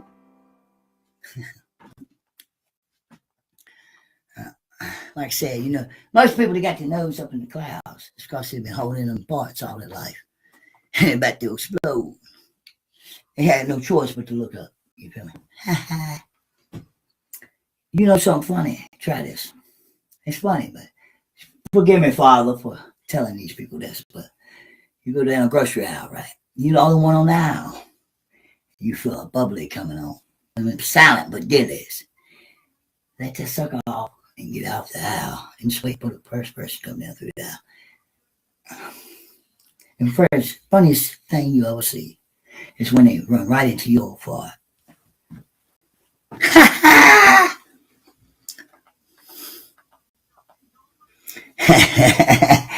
No, it's a metaphorical joke, but yeah, don't be scared. Don't be uptight. You feel me? It's like an old saying, you make a face, you might get stuck that way. Well, you're holding gas. Well, you become gas. That's the bullshit.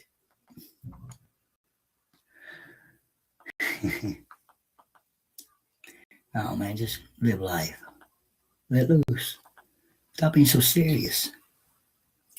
Life ain't that serious, man.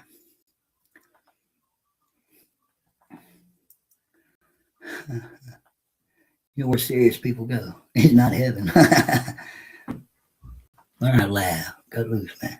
Let's see how. What do you think? Oh, my baby loves that song. I think I'm going to sing it, boy. I ain't sung it in a long time. I think I sung it maybe once, baby. Maisie Williams. See You Again, featuring Charlie Puth, Wiz Khalifa, and karaoke. Let's see. What channel? Ed Carroll channel, same channel. Let's see. All right, here we go, baby. She loves this song. It's been a while since I even heard it. I think. I have so many songs. Parents, we need magic too. You ready to relax on a Disney cruise? Oh, yes. We're going on a cruise if it's our house club, baby. All right.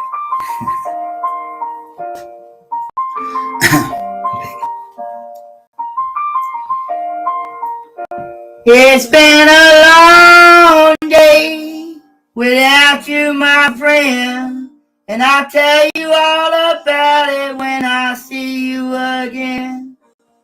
We've come a long way from where we began. Oh, I'll tell you all about it when I see you again. When I see you again. Damn, who knew? All the planes we flew, good things we've been through, that I'll be standing right here talking to you about another path. I know we love to hit the road and laugh, but something told me that it wouldn't last. Had to switch you up, look at things different, see the bigger picture. Those were the days, hard work forever pays. Now I see you in a better place. How can we not talk about family when family's all that we got? Everything I went through, you were standing there by my side. And now you're going to be with me for the last ride. It's been a long day without you, my friend. And I'll tell you all about it when I see you again. We've come a long way from where we began. And I'll tell you all about it when I see you again. When I see you again. Oh.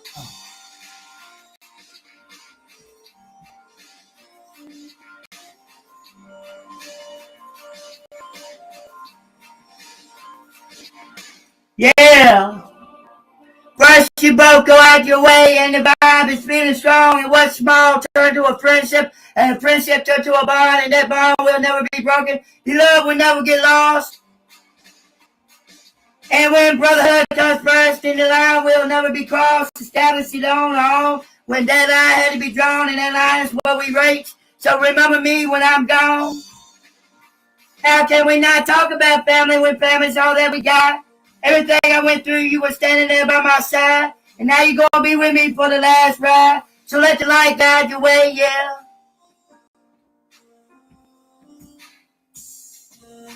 Hold every memory as you go. And every road you take will always lead you home, home.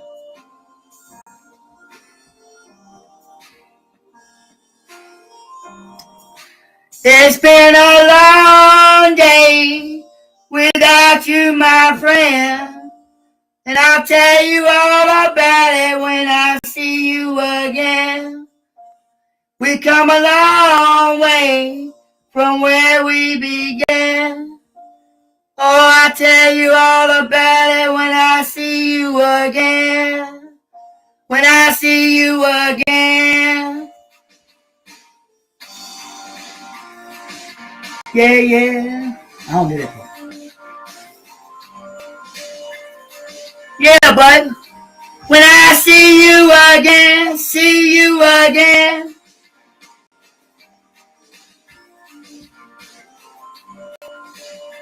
When I see you again.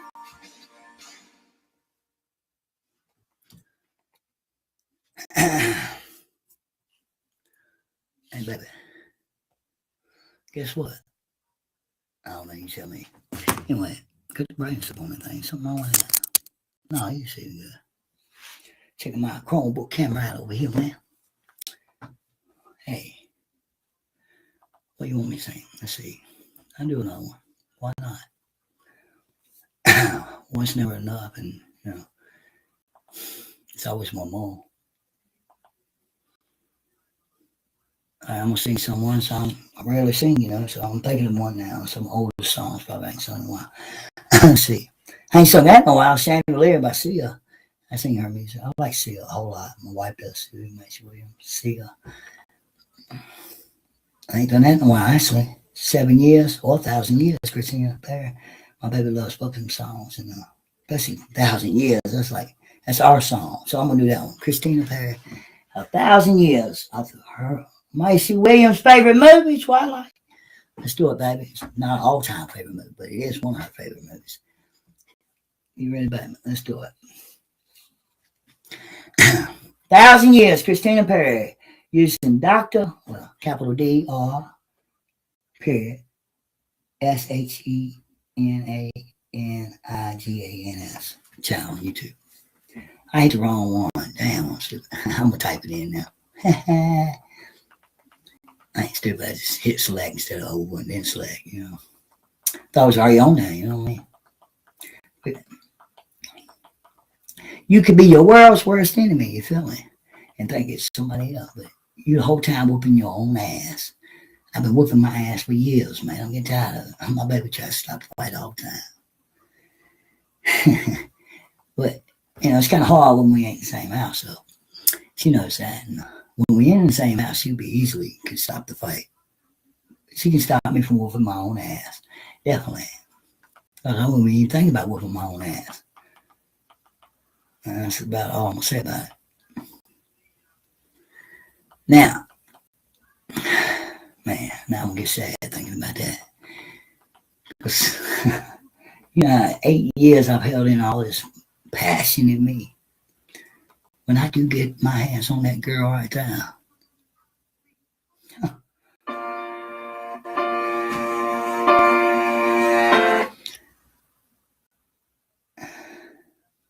and I don't roll with no little rowboat, you know what I mean? Now that's what we're saying about that anyway. I don't even have to use that. All right, which one's karaoke, baby? I can't say. Oh, I got you. And we're gonna use Sing King to sing it. So, couple S and Sing, couple King King. This is me and Margaret Williams' song, 1,000 Years, Christina Perry. And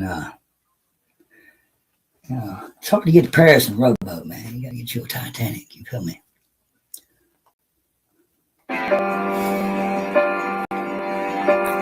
It's not dropping the size in the ocean. It's about the motion in the ocean.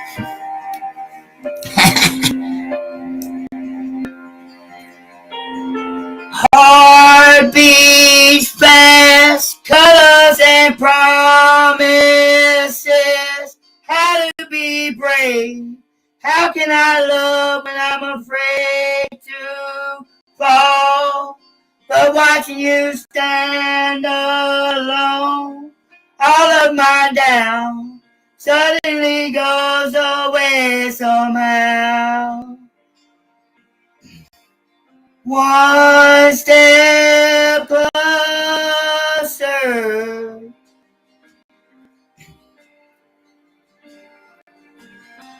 I have died every day waiting for you Darling, don't be afraid. I have loved you for 1,000 years. I'll love you for 1,000 more.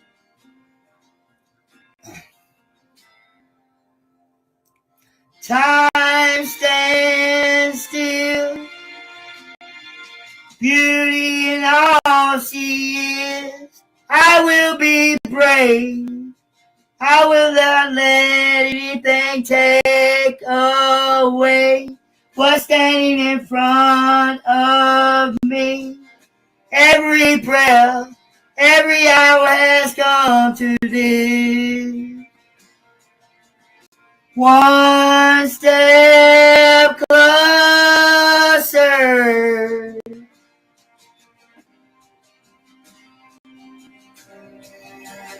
I definitely sing this one, baby. I have died every day waiting for you. Darling, don't be afraid. I have loved you for 1,000 years. I'll love you for 1,000 more. And all along I believe I would find you. Time has brought your heart to me. I have loved you for 1,000 years. I'll love you for 1,000 more.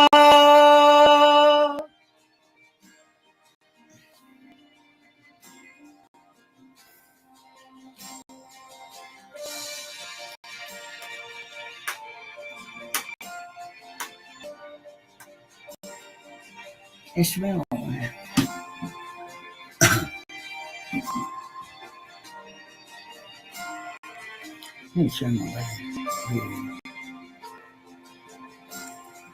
One step closer.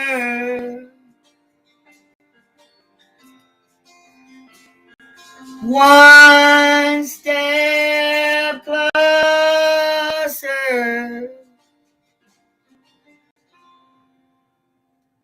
I have died every day waiting for you. Darling, don't be afraid. I have loved you for 1,000 years. I'll love you for 1,000 more. And all along I believed I would find you. Time has brought your heart to me. I have loved you for 1,000 years. I'll love you for 1,000 more.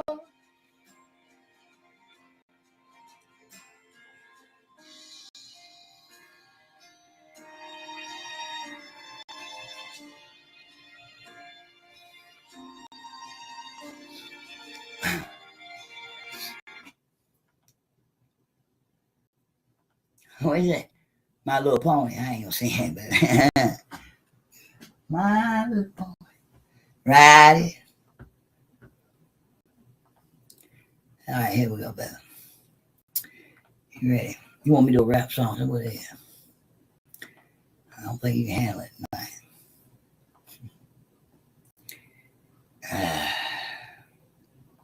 Let me think here.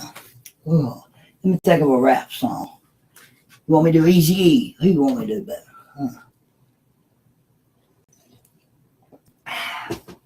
Because that was, I grew up to a lot of different ones. I know what I need to do with that damn thing right there before it happens. I ain't gonna let it happen. I better bring it back right here. How about plug this cord up to it before I forget? And that sucker just shuts off. You feel me? Power cord, unite. Power Rangers. Come here. Now. Oh shit, I bet. Damn, I'm about to die. Damn, boy. I thought he plugged up already. I had my phone plugged up. Shit. Don't let me die, man. Shit, that's right. You ain't doing that going on now. Ain't flipping that. Oh, yeah, it did. I shut that thing. You got it now. Yeah. There you go. Y'all ain't gonna die on my watch. I promise you. Leave no man behind.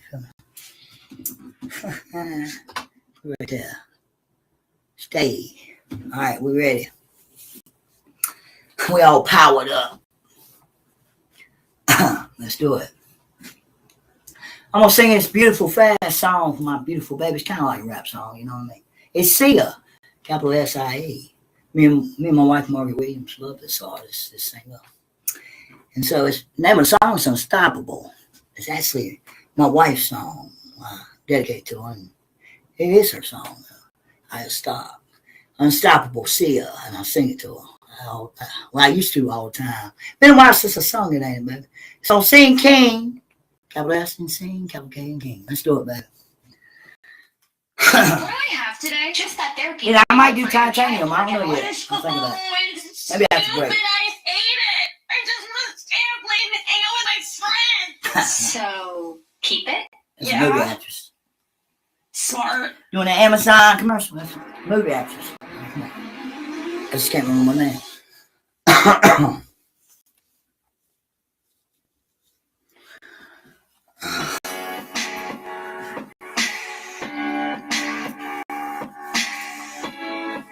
Let me pray. Hold on.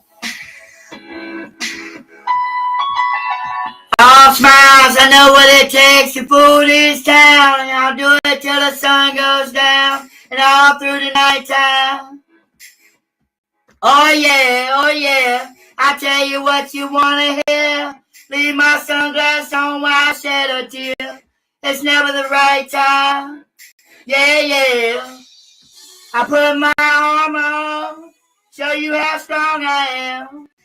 I put my arm on, I'll show you that I am. I'm unstoppable. I'm a force with no brakes. I'm invincible. Yeah, I win every single game. I'm so powerful. I don't need batteries to play. I'm so confident. Yeah, I'm unstoppable today. Unstoppable today. Unstoppable today. Unstoppable today. I'm unstoppable today. Break down. Only alone I will cry now. You'll never see what's high now. High now deep down. Yeah. I know I've heard that you let your feelings show. It's the only way to make friendships grow. But I'm too afraid now. Yeah. I put my arm on. Show you how strong I am. I put my arm on. I'll show you that I am. I'm unstoppable. I'm a force with no brakes. I'm invincible. Yeah, I win every single game. I'm so powerful. I don't need batteries to play. I'm so confident. Yeah, I'm unstoppable today. Unstoppable today. Unstoppable today. Unstoppable today. I'm unstoppable today. Unstoppable today. Unstoppable today. Unstoppable today. I'm unstoppable today. I put my armor on. Show you how strong I am. I put my armor on. I'll show you that I am. I'm unstoppable. I'm a force with no brakes.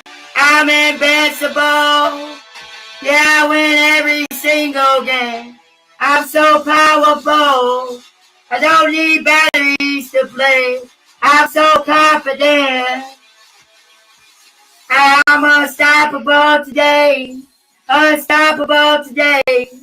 Unstoppable today. Yeah, unstoppable today. I'm unstoppable today. Unstoppable today. Unstoppable today. Unstoppable today. I'm unstoppable today. See, I missed a year, but I threw it in later. Pretty smooth one now.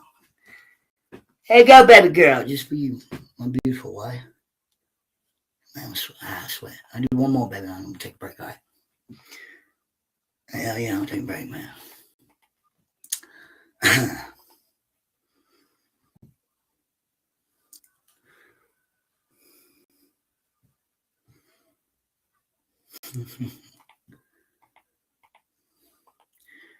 It's label all, man. I have to take a break.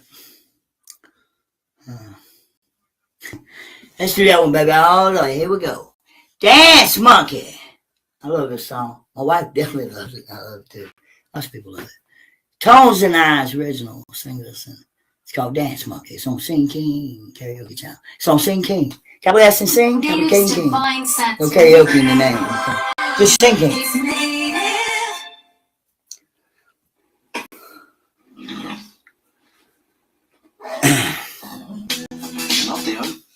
Polar bear, baby. All right, here we go. We got this, baby. You got this. Tap in. You got it. I'm joking. If my electrical burning, I don't see smoke. We all right. Might be. I'm a machine. You know that, man.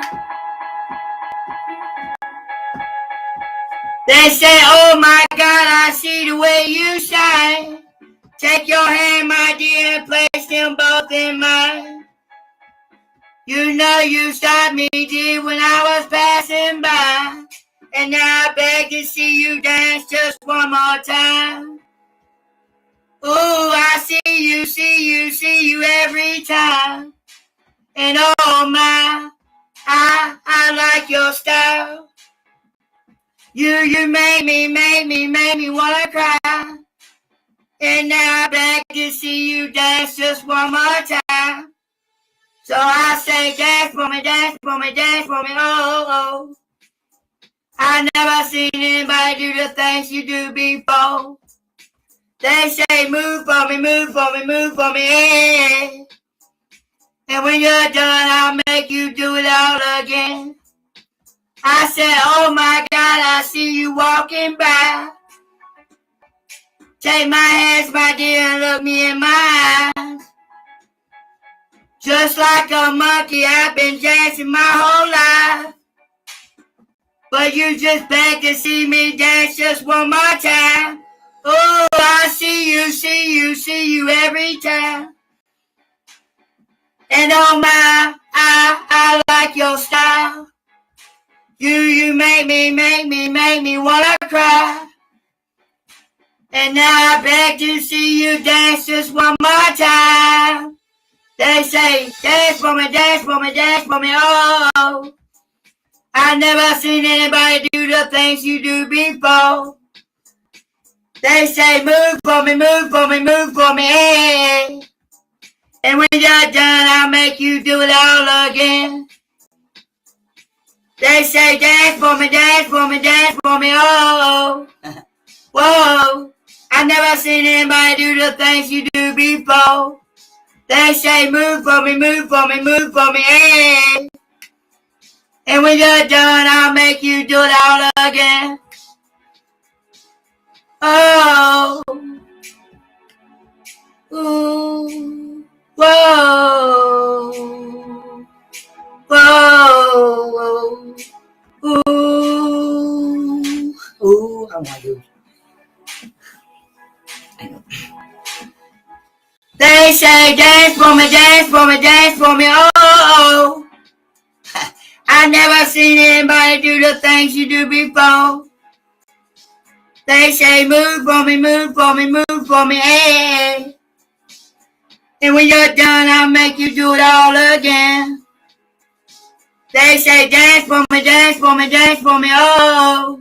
Whoa, whoa. I never seen anybody do the things you do before. They say, move for me, move for me, move for me, hey. And when you're done, I'll make you do it all again. All again. I'm joking. That's break time, man. That's what it means. You know what I mean? Life ain't that serious, man. Just love shit, you know. It's just shit. Anyway, can't love you back. It's just shit, right? Hey, I love you, Margaret Constant Williams. This dance monkey gonna take a break, baby. God bless everyone. Put God in Jesus Christ first in life. Anything's possible, man. Behind every good man's a good woman. I mean, behind every good man's a good woman. My bad. Did I say it right there? Oh, did I say it? I don't know, baby. Love you, my beautiful Maisie Williams. My perfect angel. I love you.